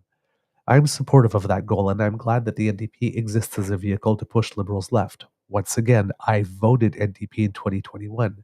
This criticism is not coming from some true anon nutbag, but from someone who last voted Liberal in 2015. I want the left to govern this country in all its component parts. It's why I want the NDP to win in the 4 Western provinces and why I would have voted for Olivia Chow in Toronto despite generally hating her approach to politics from when she was an MP. Chow has rapidly surpassed all expectations I had for her, mostly because she's willing to deal in a way I was worried she wouldn't be. But instead of following the lead of the successful NDP politicians of this area, we have Jagmeet pretending that everything is fine as everything crumbles around him. The NDP under Jagmeet are a national embarrassment. We have NDP ministers in BC having to reprimand their federal leaders' understanding of housing issues. We have the Alberta NDP considering some form of disaffiliation because his leadership is toxic there. We have the Alberta and Saski energy critics decrying a federal NDP private members bill, and all of this happens for no electoral benefit. If the NDP were at 26%, would this uselessness of a leadership be worth it? Sure, and I'd probably support it because it would at least mean there was a discernible purpose for all the dumbassery of the Singh leadership. It's pretty clear from my view of Chow that I'm willing to tolerate a lot to get to the broad policy suite I support. If you're able to stop CPC MPs from winning, or in Chow's place, a mayoral candidate who hired Dick Kuvalis, I will tolerate a lot. But he's doing all of this in the name of still getting fucked. The NDP can credibly claim they've achieved some good this parliament, but at the end of the day, they're lying to themselves if they think the damage they will sustain for it has worth it. Had they made electoral reform their line in the sand, this deal would have been worth it. But by accepting the damage of formal deal making without mixed member proportional or single transfer vote, the NDP are stuck in no man's land. They're taking all of this damage on their culturally conservative working class flank, losing places like Comox and Courtenay and Kootenay and Skeena, all for the potential of maybe you take Davenport off the Liberals, which at the end of the day doesn't really matter. Jagmeet Singh is, at the end of the day, a failure and a fraud. He's as tone-deaf as my terrible uncle when he gave that fucking eulogy, but the worst part is he's such a joke that just like how nobody was surprised that the eulogy was shit, nobody's surprised now when he makes an ass out of himself. He is actively harming the causes he pretends to care about. He is lying to the Canadian people on a near-daily basis. He is everything a politician shouldn't be, masquerading as a hero he'll never be. Ouch. Jagmeet's time has been up for the last 3 years now, but today's stunt just makes it ever clearer. Singh is a cancer on Canadian politics and our country's governance, and until he is removed, we will all suffer for his presence. That's pretty succinct. And I think that the way that ended pretty much validates his earlier claim about while some people in the NDP tacitly agree with his assessment with Singh, they're never going to share his ratings because of the bam, right in your face way that he writes it. But it's true. I again, as someone who's a comm strategist, where's the strategy? Mm-hmm. I just don't see it. No, I just don't see it at all. All right. I you know how I've said time and time again on this show that I'm wondering about Poilievre's health. Because, well, I mean, I question it. I seriously question it. And here's why. I'm looking at a video of him from the video clip from March of 2020. Well, we're conservatives. We don't believe in big government spending programs. It's only 4 years ago. He looks like he's aged 15 years in that time frame. I wonder if he's ill, and I mean that, and out of concern for a fellow human being and one who has children. I think his politics are just horrible, but it's. I don't know, man. The guy, he doesn't look well. He doesn't look well at all. All right. There's one thing going on in the chat here that I've noticed, and I just want to make a point here. Mhm. Kit James said something with regard to Poilievre, and I think some kids in the chat may have misunderstood it. He wrote, PeePee's trajectory for a politician is the best in the country right now. He's not going anywhere, because he doesn't necessarily agree with you that he won't see his way through the next election. And to which Kit Dan wrote, James, let's have a live discussion about PeePee is a fucking loser, and you know it. Both statements are true. Mhm. Yeah. We know Both of PeePee is a these loser. statements are I'm sure Kit James is quite aware of how much of a loser PeePee is. The point is not about whether PeePee has the stuff or deserves to be the leader. It's what's his trajectory. Mhm. Oh, and PeePee literally has a golden, like if you were talking about a plane and you need to get the emergency slide down to the ground, he's got a golden emergency slide right to the prime minister's position right now. Mhm. He's got a 3-term government going for a 4th one, which very rarely happens, with someone Very rarely. for whom there's leader fatigue, for someone who's taken on a lot of shit that he shouldn't have to, but because he's getting punched in the teeth for having taken measures to have kept us whole and safe during COVID. Mhm. Oh, and Who let's not happens- forget the whole mis and disinformation program about who's responsible for what level of government, and Yes, but the facing a national civics confluence, lesson. facing a confluence of world events that are unenviable for any leader, wars that raise shipping costs, Mhm. rising climate stuff, and emerging from a global pandemic where everything had to be shut down. We had to take on a lot of debt in order to get through. Right? And he's got a press that is very servile and willing to torque anything and twist anything. Mhm. They're willing to have 100,000 conversations about when is Trudeau leaving? Where was Trudeau at Christmas? But not ask the same questions. You know, the funny thing about that is the amount of garbage I will read online when they will ask, they'll ask those questions. When is he leaving? People don't like him, blah, blah, blah. Then they'll print a good story like Pharmacare, for an example. See, it's the liberal-owned press. Oh, my God. Yes, the press loves Justin Trudeau, which is why they print 6 stories a day about when they think he should step down. They love him that much. People, if you think he's got the press in his pocket, give your head a shake. Put down the bong water, stop drinking it. Because if you actually believe the press is actively supporting and pushing for Prime Minister Justin Trudeau, you're fucking high. Yeah. So it's just, I want you to understand, kids, it's not that Kit James is being a contrarian saying that PeePee's great. Mm-hmm. He's saying he's got the best path. Yes, and it's true. And we don't even deny it. We agree. Objectively, he's the one with the easiest path. Now he keeps on trying to torch it. Mm-hmm. And he's got 19 months to go. And our position is that time is not his friend. The more you get to know him, the more you loathe him. And that this shtick that he's doing can't last another 19 months. No, it won't. Like us. And now he's getting into the part where people are starting to ask him how. Or he needs to fill the space with more. Right? When the Liberals started making the announcements on housing, we called it on the show that this was brilliant. Bypassing the provinces was brilliant because there are way more municipalities than there are provinces, which means multiple announcements.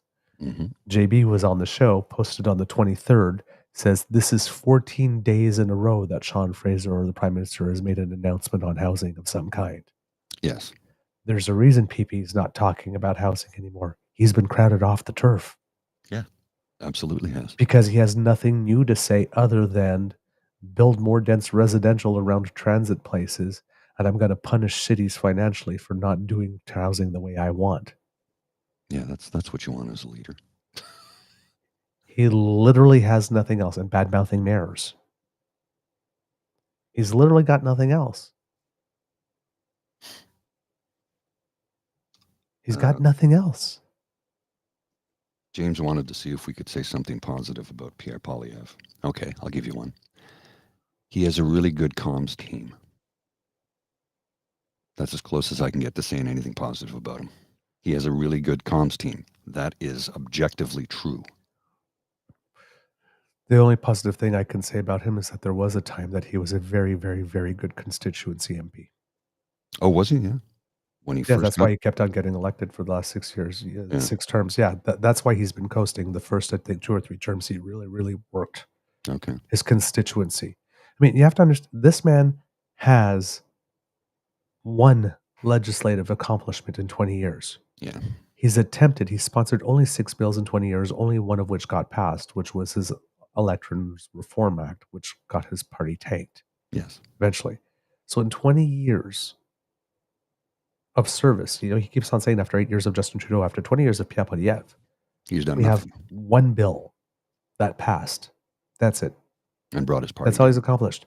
So he had to have been doing something else over those last 20 years. So yes, the first few terms, he was a very, very, very good constituency MP. You could hear it from everyone like this. And that's why now he never has to work. He just gets, because he's still coasting on those fumes. That's why you got this Bruce Fanjoy guy.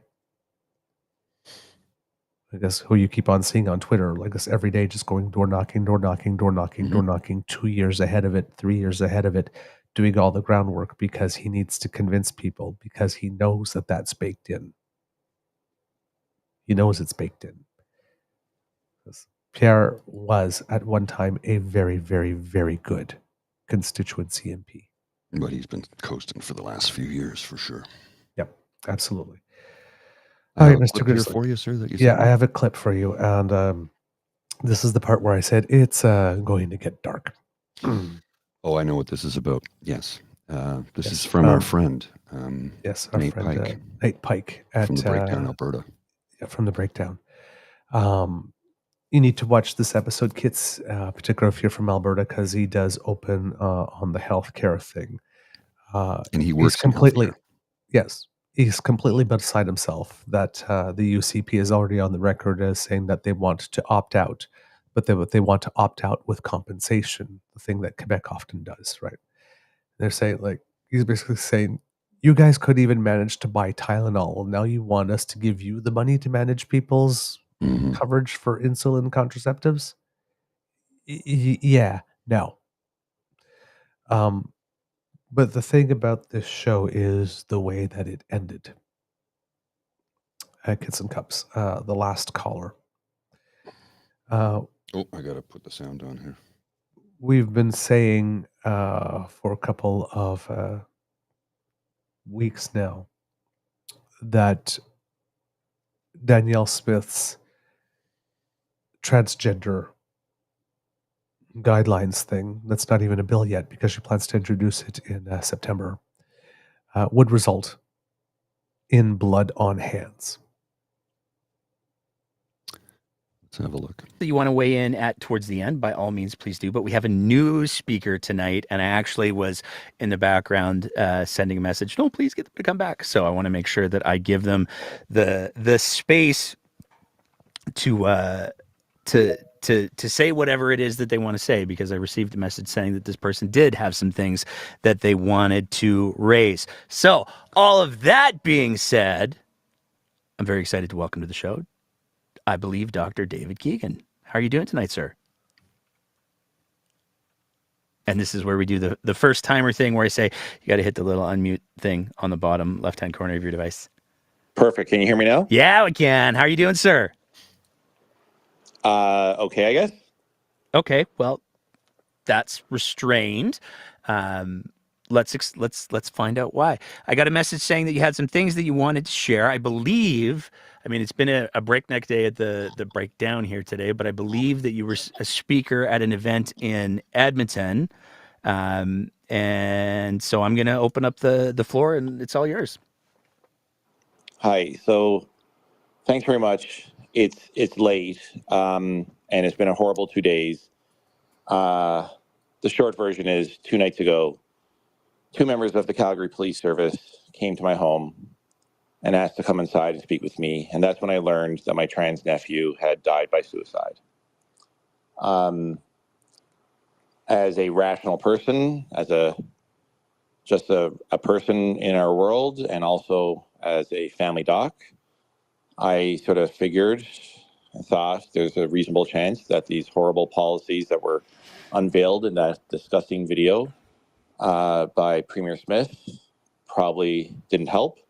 And yesterday, I learned that they not just didn't help, that they were a contributing cause, that my trans nephew had been worried for quite some time and actually had messaged me in the past about concerns about the growing trans hate in the United States and in Canada, but that specifically he was very scared and felt quite isolated as a direct result of Premier Danielle Smith's unveiling of her planned policies. And so I'm from Calgary, also known as Mackenzie, the traditional territories of the people of the Blackfoot Confederacy, as well as Métis Nation of Alberta, Region 3, and near the people, the Goodstoney people. I'm in Edmonton now, though, because I have to go clear out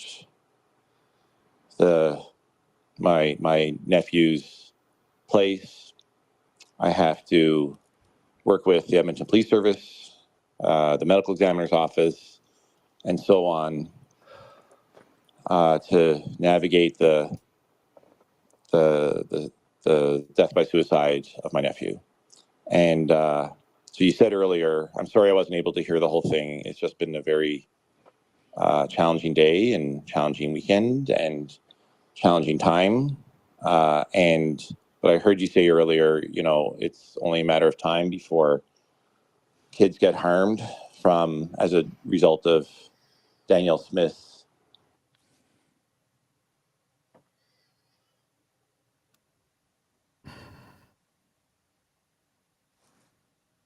Are you still there, Dr. Keegan? Sorry, I'm back again. Can you hear me? Yeah. Okay, sorry, my phone just went to the homepage thing. Sorry, and then that shut it off. Sorry about that. It's all good. So anyway, so I'm here to clear out his apartment.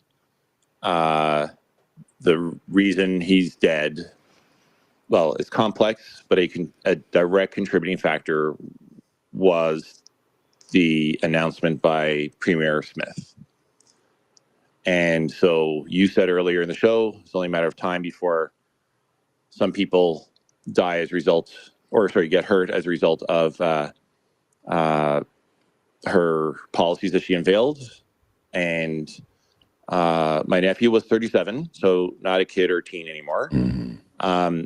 But still, we now have at least one person's death, which we can directly draw a line to Premier Smith and the kind of hate that she and Pierre Poilievre and their ilk are promoting. I also blame or think other people are accountable are all of those, every single UCP MLA who's sitting in caucus, who was quite happy to let their leader choose hate, choose cruelty. Because remember, it was something like 10 years ago or so when she stood up as a member of the Wild Rose Party and talked about the need actually to protect and provide opportunities for people who are trans. And she took a libertarian framework or perspective on it, as I recall.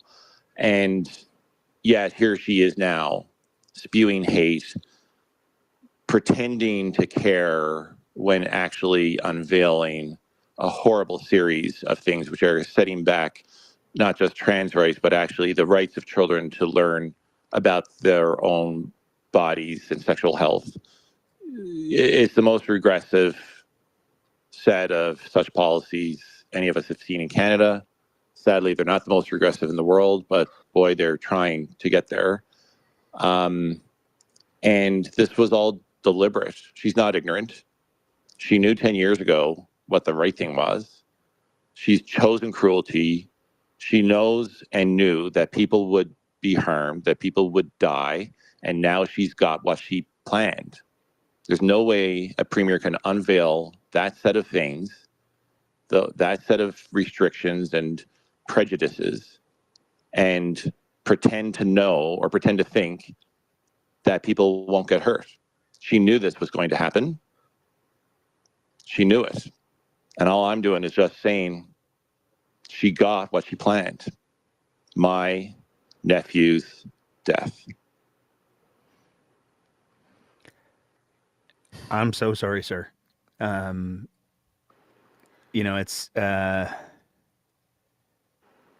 It's one of those things that so many people have said. And I think that it's so critically important to highlight that as much as these policies specifically target kids and youth, the rhetoric that's being leveled is absolutely harmful to anybody who is trans or has trans family members or cares about trans people as human beings.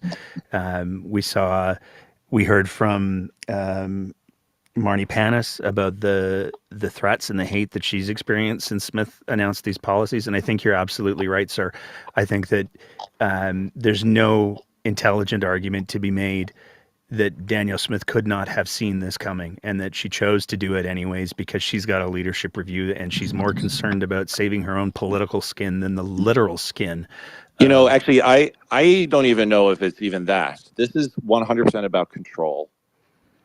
Is that we have a premier who is just quite happy to control others. She says she's a libertarian. She's not. It's the opposite. A true libertarian would say, you do you. Trans people, fine. You live your life. But no. So maybe it's about a leadership review. I have no idea. All I know is that the premier of our province, the leader of our province, and the UCP MLAs were all sitting there and allowing her to have that title. They are fully 100% on board with choosing cruelty, choosing death to stay in power, to accrue power, to control people. They like the control. They seem to like the cruelty because every single one of them knew this was going to happen. Every single one of them. And it's not just them. It's also, the premier of New Brunswick happily had a revolt. The premier of Saskatchewan and his caucus, and Pierre Poilievre and his caucus. Every single one of those elected people who all happen to be, a conservative or conservative aligned party, every single one of them is just fine with exactly what their leaders are saying, which is exactly opposite to freedom. It's all about control. You're not wrong, sir. I got a couple things that I want to throw in there, and then I'm going to give you as much space to say whatever else you want to say. Wow. Pretty heavy duty. A 37-year-old trans person took their own life because they couldn't deal with what was going on. I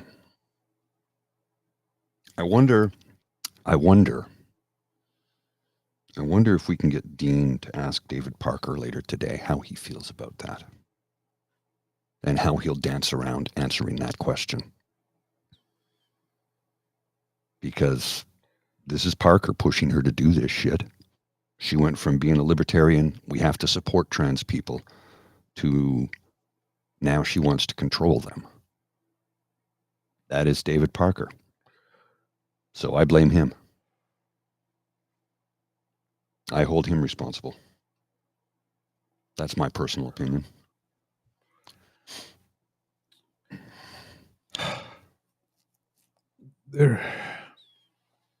Yeah. Kid James raises the issue. I don't know if we can say that she wanted the death. rather than saying she proposes that Smith doesn't feel responsible for any deaths.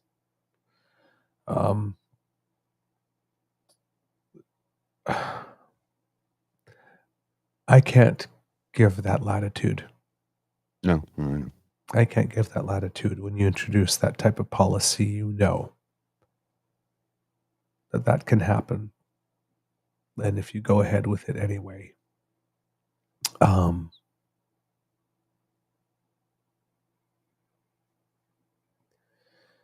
I don't know how you go ahead with it anyway and say you don't want that outcome. Yeah, exactly. I'm not saying that she woke up that morning and saying, I want trans people to kill themselves and this is how I'm going to accomplish it. Yeah, I don't think it was a conscious thought like that. Well, after all, PeePee's her puppet and she's Parker's puppet. I hope it wasn't that. But I don't think it was. But as the point was brought out when she was talking about the bill, she said, in the cases where there are some parents that don't do right by their children, we have the law and all that kind of stuff. And somebody made the point, she's proposing that this will be something there after the children get hurt. Yeah, how's that helping? But nothing to prevent them from getting hurt in the first place.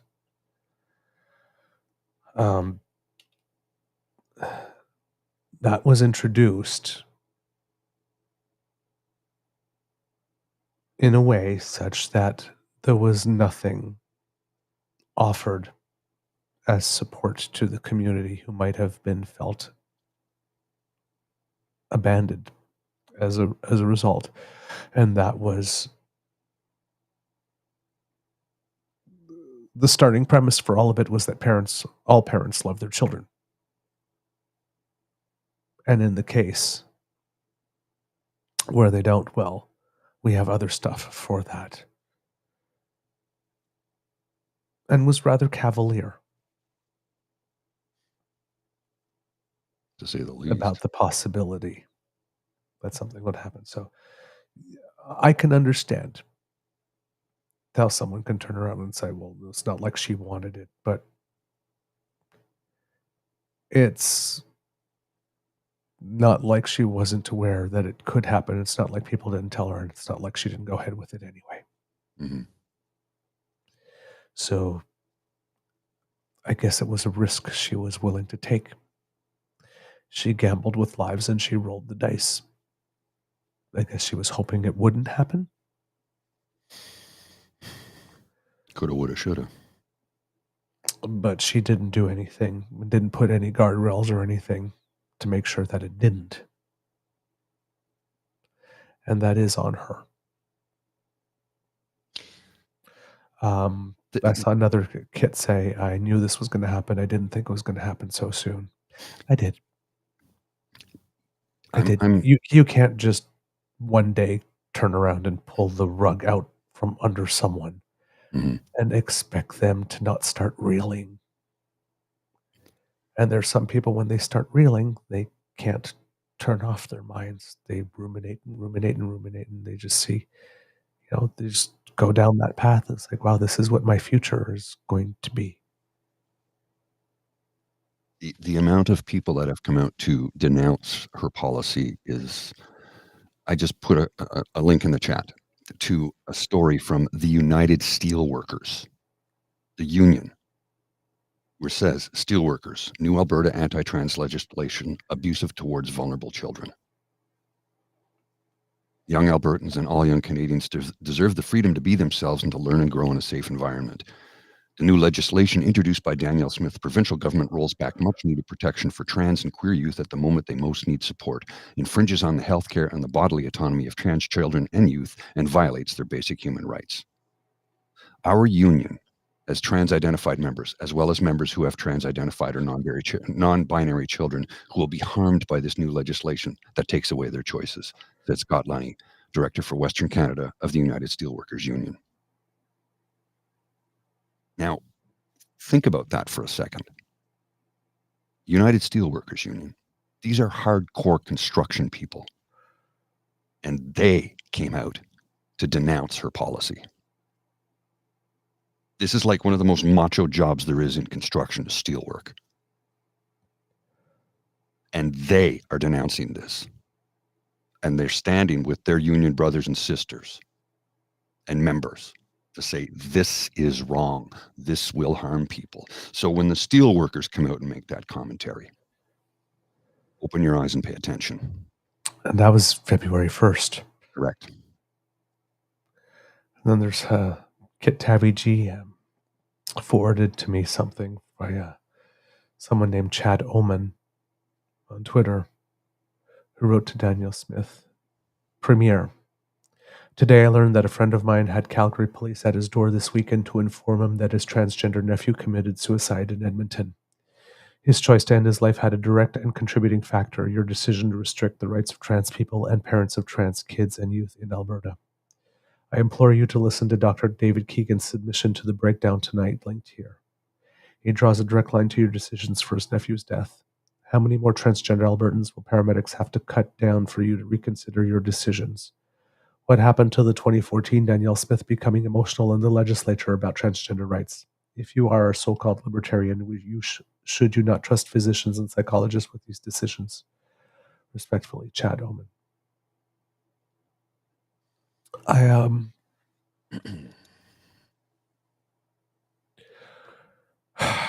Yeah, Cassie.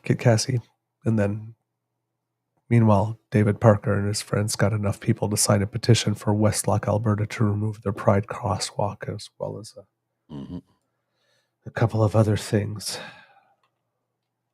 that happened in Westlock. There is my community is being scapegoated. Yeah, of course. We are seen as attacking us is seen as the express ticket to power.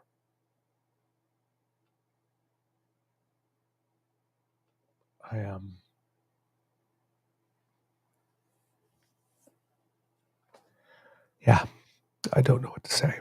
There's nothing to say, sir. It's this is the tip of the iceberg, unfortunately. This is going to continue happening. It's going to continue happening as long as policy of that type is allowed to get moved forward by governments whose number one job, remember, is to protect their people, not actively harm them. This is bad, and it's going to happen a lot more. And you know what? Every time it happens,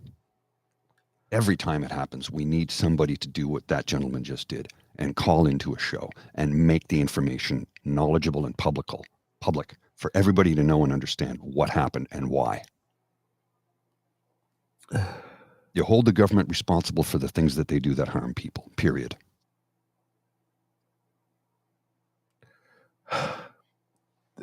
Residents of Westlock, Alberta voted in favor of a bylaw Thursday that bans crosswalks and flags supporting political, social, or religious movements or commercial entities. Just over 1,300 people voted, with 663 or 50.9% voting in favor and 639 voting against. So that whole town is divided now. Mm-hmm. The vote means the town can only raise federal, provincial, municipal government flags on public property. Crosswalks in the town, located about 90 kilometers northwest of Edmonton, can also only be painted a standard white striped pattern. The bylaw, which goes into effect within 30 days, forces the removal of Westlock's only rainbow crosswalk painted last summer between Town Hall and the Royal Canadian Legion in support of the 2S LGBTQ plus community.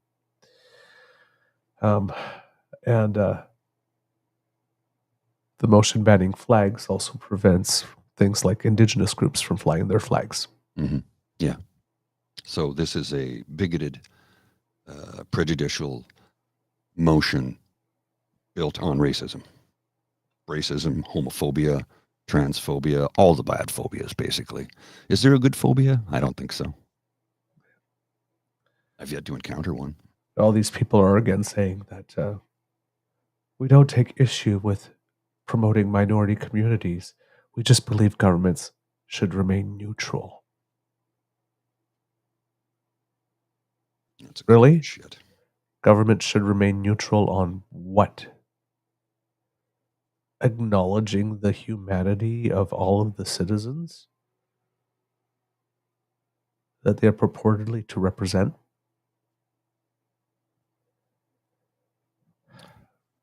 There is Kid Cassie says there's a strong movement in Westlock to have rainbows everywhere on private property. Yes. And according to Kit Linda, there's an Ontario businessman that has made rainbow artwork and signs available for free to anyone in Westlock that wants to show how they feel. Yeah. And again, that vote out of 1,300 people, 663 voted for, 639 voted against. It passed by 0.9%. So that's complete division. Complete division in that town. Yeah. Wonder when Poilievre or Smith will make a comment about it. Oh, that's right, they won't. I'd love to see them get asked it, though, and then see what happens.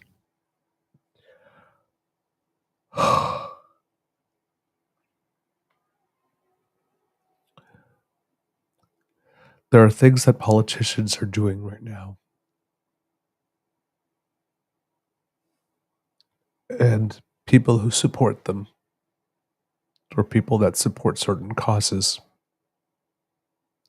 there's things that they're saying, there's things that they're doing, there's laws that are passing, there are ways that they are behaving in public.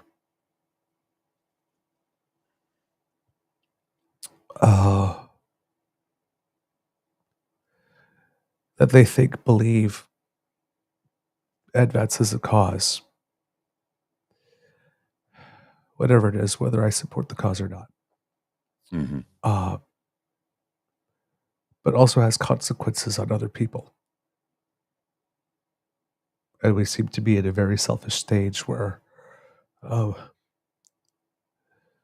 my cause entitles me to do or say or pass whatever legislation I want, and if there's consequences on other people, oh well. They had it coming, or they weren't tough enough, and that's one of those reasons. For example, I'm having problems, I can't be totally happy with what's happening within the conservative movement with the way that David Parker is using Jenni Byrne, because speculating about whether people are being unfaithful in other people's relationships can destroy relationships. Taunting someone because of their alleged alcoholism in public is certainly not a way to help them remain off the bottle if that's something that they're trying to do.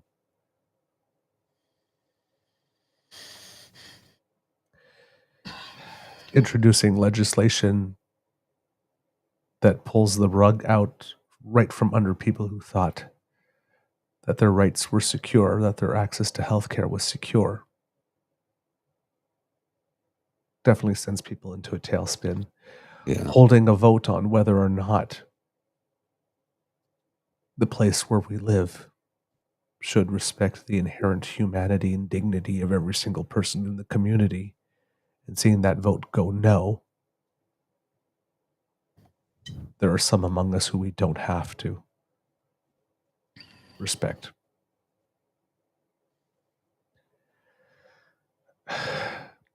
These have consequences. Mm-hmm. It's not just words. Well, look at what happened to that young person in, was it Missouri? Are you talking about Next Benedict? Yes. Oklahoma. Thank you. Beaten to death in the bathroom, or the washroom, the toilets at her school. At their school, sorry, non-binary, correct? Yep. Yeah, so this is what it leads to. It's what it leads to, and it's not going to stop.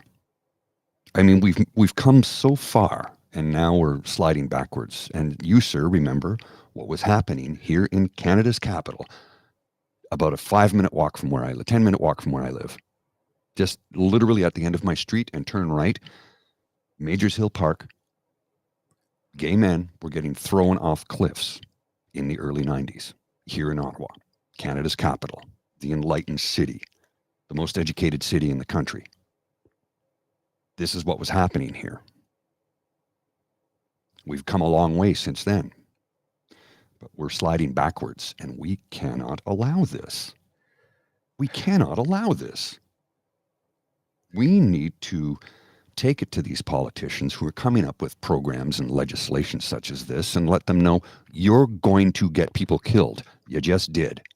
And it's not going to stop. You are ginning up hatred in people. You are rage farming. And that rage is getting people killed. And people will take their own lives, such as this person's trans nephew did. And it's not going to stop until we pull these politicians out of their positions of power and change the legislation that is not harmful. Democracy is something you do. Let's damn well do it. Let's do it together, because we cannot allow for hatred to be legislated, because that's what it is. And it's wrapped up in a tidy bow with the soft music and the lighting, the way Mr. Nenshi talked about.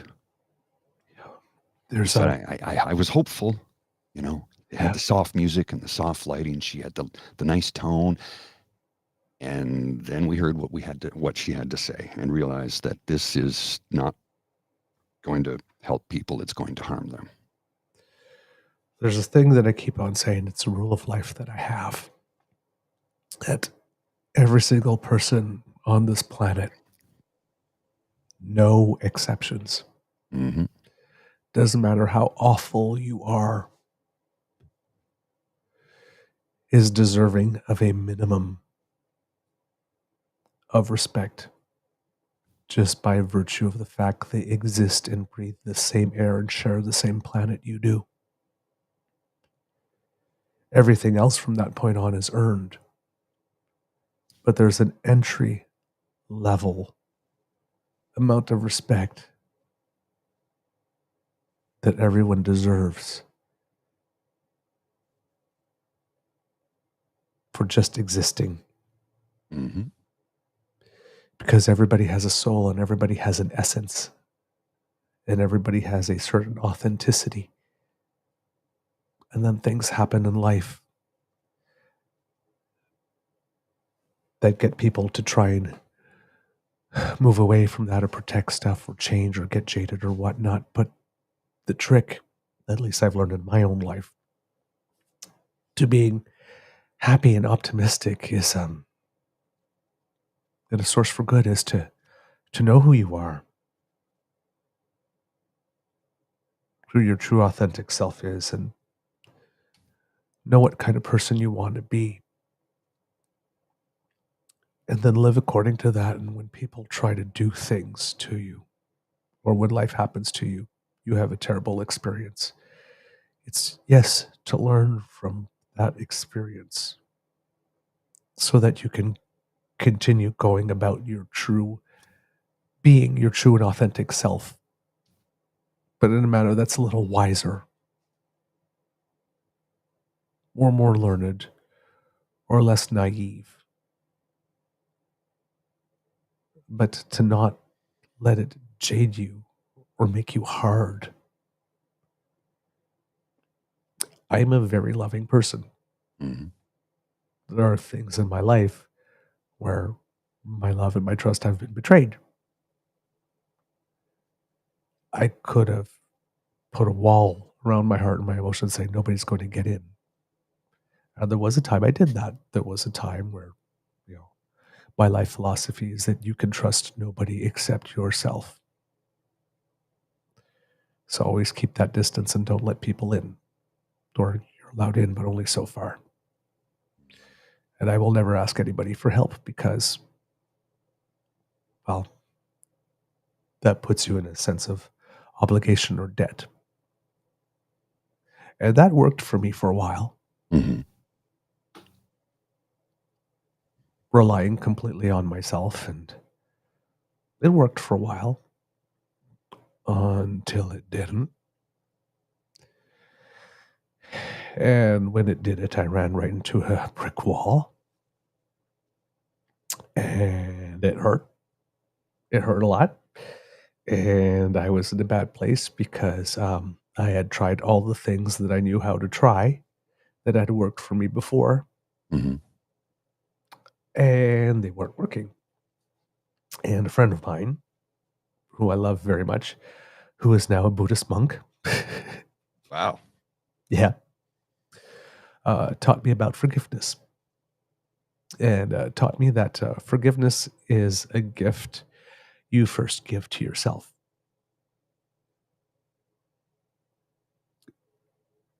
When you let go of things. Sorry. When you apologize for things, whether someone accepts your apology or not, it doesn't matter. You've forgiven yourself. You've forgiven yourself. And that is so important, whether you realize it or not. It's so important because once you forgive yourself, you can heal. And whether they accept, whatever, whether you are able to pave over whatever it was or rebuild the bridge or whatever the case is, that's irrelevant. Once you forgive yourself is when you can heal properly. And you need to be able to do that. And conversely, when someone has done something wrong to you and you've tried to talk to them about it and they still don't acknowledge it and they don't see it, you forgive them anyway. You need to get to a point where you forgive them anyway. Mm-hmm. It's not for their benefit. It's for your own because, right, carrying that around, that anger, that resentment, it's just slow time released poison on yourself.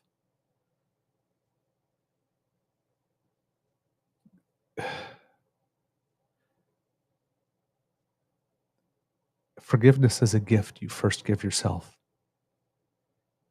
It allows you to unburden yourself from stuff that you did that was wrong and that you acknowledge and you want to change. And it also unburdens you from carrying stuff that other people tried to put on you. Mm-hmm. That's not yours to carry. That's not your load. It's not easy. If forgiveness was easy, we'd all be doing it. Right? As I keep on saying, we all have baggage. Just does yours fit in a carry-on? Are you dealing with it as you go? Yeah. Are you removing some of it out as you go? Because you can't carry it. And that lesson opened up a lot of things for me, and it allows me to be the person that you see today that, oh my God, you have such a big heart, or you're so caring, or so nice. Don't let that fool you, right? Mm-hmm. It doesn't mean that I can't be hard in a moment or that I'm a pushover. I won't stand up for myself. I mean, we talked about this past summer when, my neighbor a couple doors down Mm-hmm. launched a slur at me, and, I stood up for myself. It's there. I can do it if I need to. Mm-hmm. Just don't want to. I would just rather not have to. Mm-hmm. And so I try to arrange my life in that way. But I don't want for an incident like that to happen to me and then turn around and says, all right, well, you're a fucker. I'm right. I could have gone after him. All I wanted was somebody to talk to him, to let him know that is not acceptable. But I also gave the man a way out. Mm-hmm. Saying if he's willing, let him know that if he's willing to go back to the way things were, I'm prepared to move on and pretend like it didn't happen. Not pretend. It's not pretend like it didn't happen. So it did happen, and I'm not acknowledging it. I'm not forgetting, but I'm forgiving. And forgiving means that every time I see him on the street and he says hello to me, Mm-hmm. I don't bring that back and I don't hold it over his head. Mm-hmm. Now, if he does it again, that's okay. This was the second time and I gave you a chance. You know what? We have to move on. But the first one is everybody's entitled to make a mistake. I'm going to assume that you were not having your best moment. And I will give you a chance to show me that you are not that person I saw on that day. Now, some people don't deserve that chance. You gotta, now somebody that's been very abusive to you for a long time or whatnot, you need to choose yourself at some point and just get out. And I always congratulate people. Say, congratulations, you, for choosing you. But if people do you wrong and you let that change your core,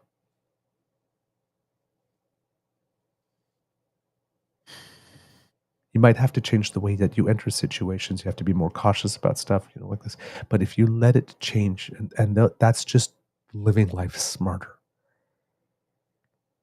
But if you actually let it change who you are as a person, moving away from what your light is, they win.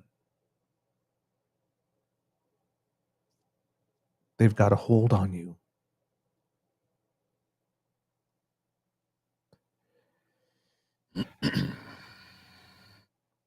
So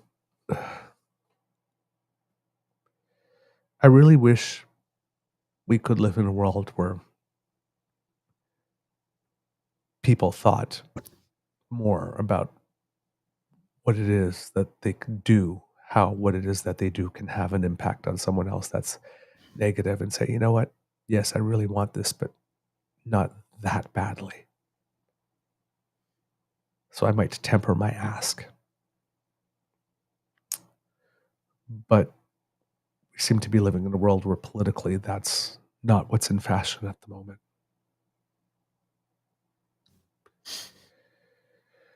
So we are going to keep on seeing incidences of this. We are. This is just the tip of the iceberg. I don't like saying that, but it's a fact. It's a fact. Until the legislation is struck down, until the government is changed, until actual sensible policies are in place where people have bodily autonomy at every age, this is going to continue to happen. And I know that it seems that sometimes I have opinions that are really firm and trenchant, and particularly when it comes to rights. Mm-hmm. It leads me to have some very passionate discussions with people. People going, yeah, but what about this? It's like, no, there is a principle. Yeah, but what about this? You can give me all the exceptions you want. There is a principle. And you either adhere to that principle or not, right? We were talking about it with Robert Picton. Mm-hmm. Like, every citizen gets a hearing, gets a chance to make their case, no matter how awful they are. Once you start moving away from that principle, it becomes easier to apply it unevenly to people depending on what else it is about them that you like or don't like. Then it becomes not only being an awful person, becomes the criteria. That bar keeps on getting lowered and lowered. And then at one point it just becomes random. That's why you have to stick and defend the principle. We all have worth. We all have dignity. And because we're all, said, maybe not all in the same boat, but definitely all in the same ocean, life is hard. Figuring out who you are in this world truly is hard. And then living according to that is hard. Mm-hmm. And there are a lot of people that try to make it harder. In fact, we have some people that are paid. There are full industries that exist for the sole purposes of making that harder. It's really tough in this day and age to be your actual authentic self when you're bombarded with a whole bunch of messages about who you should be or what other people are. And a lot of these are gross distortions. Life is hard.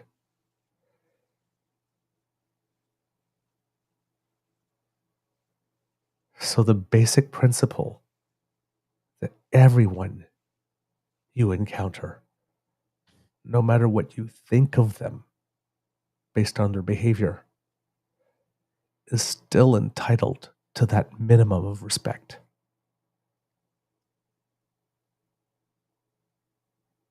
The basic respect all of us want when we just show up. That minimum, that entry level. And nobody should be denied it. If we start moving away from that principle, we are fucked. Mm-hmm.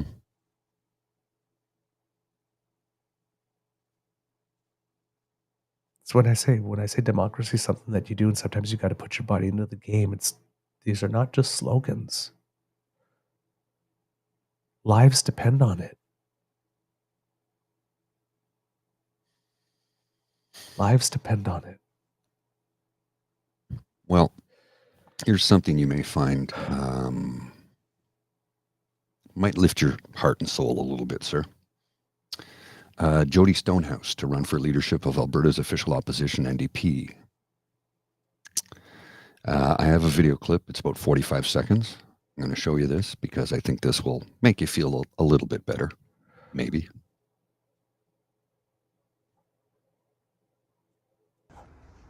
Pack your bags, Danny. You know, the beautiful thing about Alberta is that we're part of Canada. We're stronger together and we look after one another. Alberta will never be the United States of America, and we will never join the United States of America, and First Nations will make sure of that. Our treaties are with the Crown, with Canada. Turtle Island is all Indigenous land. Yes, we don't recognize that medicine line, but insofar as our politics, we are Canadian, we are Albertans, we are proud, and we work together. Danny, we are not going to privatize healthcare. We are not going to pull out of the CPP, and we are not joining Texas. This is Alberta. We are part of Canada. Start packing your bags. Pack your bags. So a little bit of hope there for you. A little bit of hope. All right. Mr. Grizzly, do we have a show? I believe we do, sir. There's I posted a couple of links in the chat for a couple of things, but I did want to bring up this because this is just the has to be the dumbest thing I've ever read today so far. Missouri law says pregnant women can't get divorced. Oh, God. As it stands, Missouri judges cannot legally finalize a divorce if a woman is pregnant. 3 other states have similar laws: Texas, Arizona, and Arkansas. While a couple can still file for divorce in Missouri, the court must wait until after a woman gives birth in order to finalize child custody and child support. The Handmaid's Tale is not a fucking manual. Jeez. Yeah. Oh, God. All right. Kids and Cubs. That's the episode of this that's the episode. The end of this episode. That's the end of this episode of the Daily Beaver Morning Show. We hope that you love listening to us because we love making this for you. Remember that sharing is caring and word of mouth is priceless. So please share this with your peeps and poops. If you would like to make sure that you do not miss an episode, you do not have to, thanks to the Ray Girl. She sponsored our pod page, and if you scan that QR code under my chin, that will bring you directly to our site. If you're listening, that's podpage.com/The True North Eager Beaver, lowercase letters with a hyphen between each one of those words. And when we have something fresh off the bandwidth, it will come directly to you. Apologies for those who had been waiting for Thursday's or Friday's show over the course of the weekend. With the cold, I just took some time for self-care, but they are up now, I believe. Mr. Grizzly, if I'm not, I have one more. I have Fridays to post. Yeah, Friday's up. Okay, Thursdays is up. If you would like to support us in other ways, make like Kit Elaine and go to our YouTube channel. True North Eager Beaver Media, and click like, share, and subscribe there. That helps us out a lot.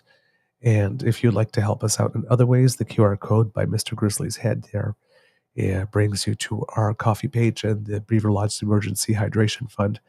That's coffee, ko-fi.com/eagerbeaver, lowercase letters, all in one word. And there you can make your contribution. Everything that you donate is particularly appreciated. But if you're not able to donate, just word of mouth and sharing our episodes definitely makes us very, very, very happy and helps a lot. And so if you're we watching appreciate on everything. If you're watching on any one of a number of Twitter platforms or Facebook, because we're on a bunch of platforms, or even Twitch, you can scan that QR code next to my head, and that will take you directly to our YouTube page where you can join in the chat with the rest of the damn fam if you so desire. Here you go. Because democracy is something that you do. If you are in the Hamilton area, remember that Camp for Kindness is still going on. I see that Kit Leanne is making her way there today, and I believe that goes on until Wednesday. We are very happy to be supporting that with however we can. I mean, it's literally just our encouragement and our promotion on it. We're not really doing all that much. It's the people over there who are doing all the work. So credit where it's due, but whatever we can do to support and champion that, we can, because homelessness is a choice. It's a policy choice. And we need our politicians to make better decisions. And if we can shame them into it, that's just as good. Works for me. Works for me. Write those letters. And yes, we wanted to bring you a letter that was written. Mr. Grizzly put it in the chat, but we will talk about it tomorrow. It's in the chat again right now. Yeah. I just reposted it. Because it's damn good. When I tell people to write letters, that's an over and above example of how to do it. I mean, the person even has footnotes, for the love of footnotes. they did the work. They did the work. They did the work. They did the work. It doesn't have to be like that, but it's a prime example. So we will be presenting it. But yes, write those letters. And if you're in Alberta, let Premier Smith know. Be respectful. As you can. Because if you're not, you just get tuned out. So try to be as respectful. Make sure you let them know that you believe their policy led to this person's death. Put a little spicy. Says, bring your passion, not your fire. Bring a little heat, but keep it such that you won't make someone, just crumple up the paper. Write your first draft like that. Get it all out. But then write the version you're going to send. In a manner that make sure that it gets read and not tuned out after the second line. But let them know. Let them know.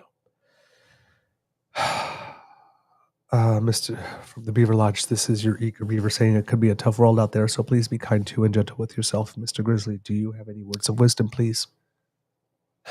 I'm kind of exasperated, as I always am, but it's policies that are designed to harm people, which is what this policy of Danielle Smith that she's brought forward.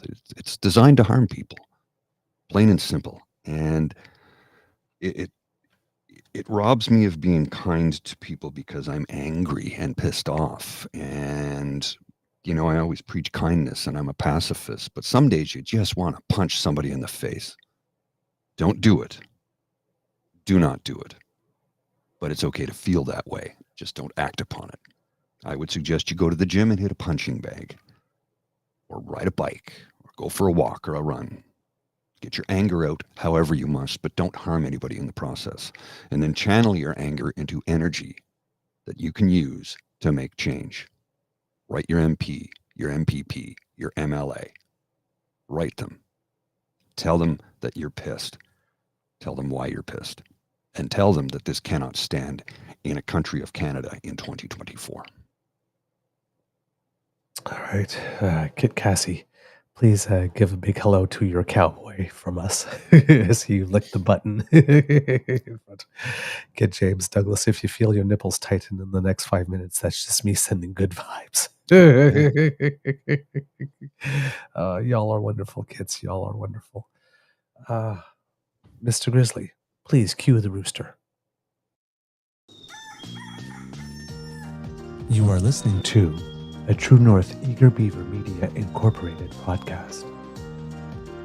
The True North Eager Beaver podcasts are proudly brought to you by our founding sponsors, the Misfit Mysteries from Corvid Moon Publishing, your source for science fiction, fantasy, and cozy mysteries featuring a broad diversity of characters, CanadianTarot.com, their uniquely Canadian online eclectic tarot community, and the Peppermaster, hot pepper sauces made from farm-fresh ingredients to thrill your taste buds and expand your mind. We are grateful to the Crier Media Network for its support, Pete Jarvis for our artwork, and Paul Joseph Something for our opening and closing sequence music.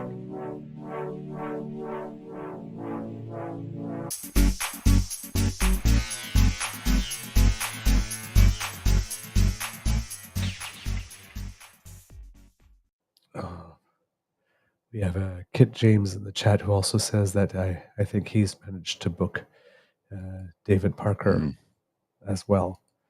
So, I mean, like I said, good luck to you guys who are doing that. I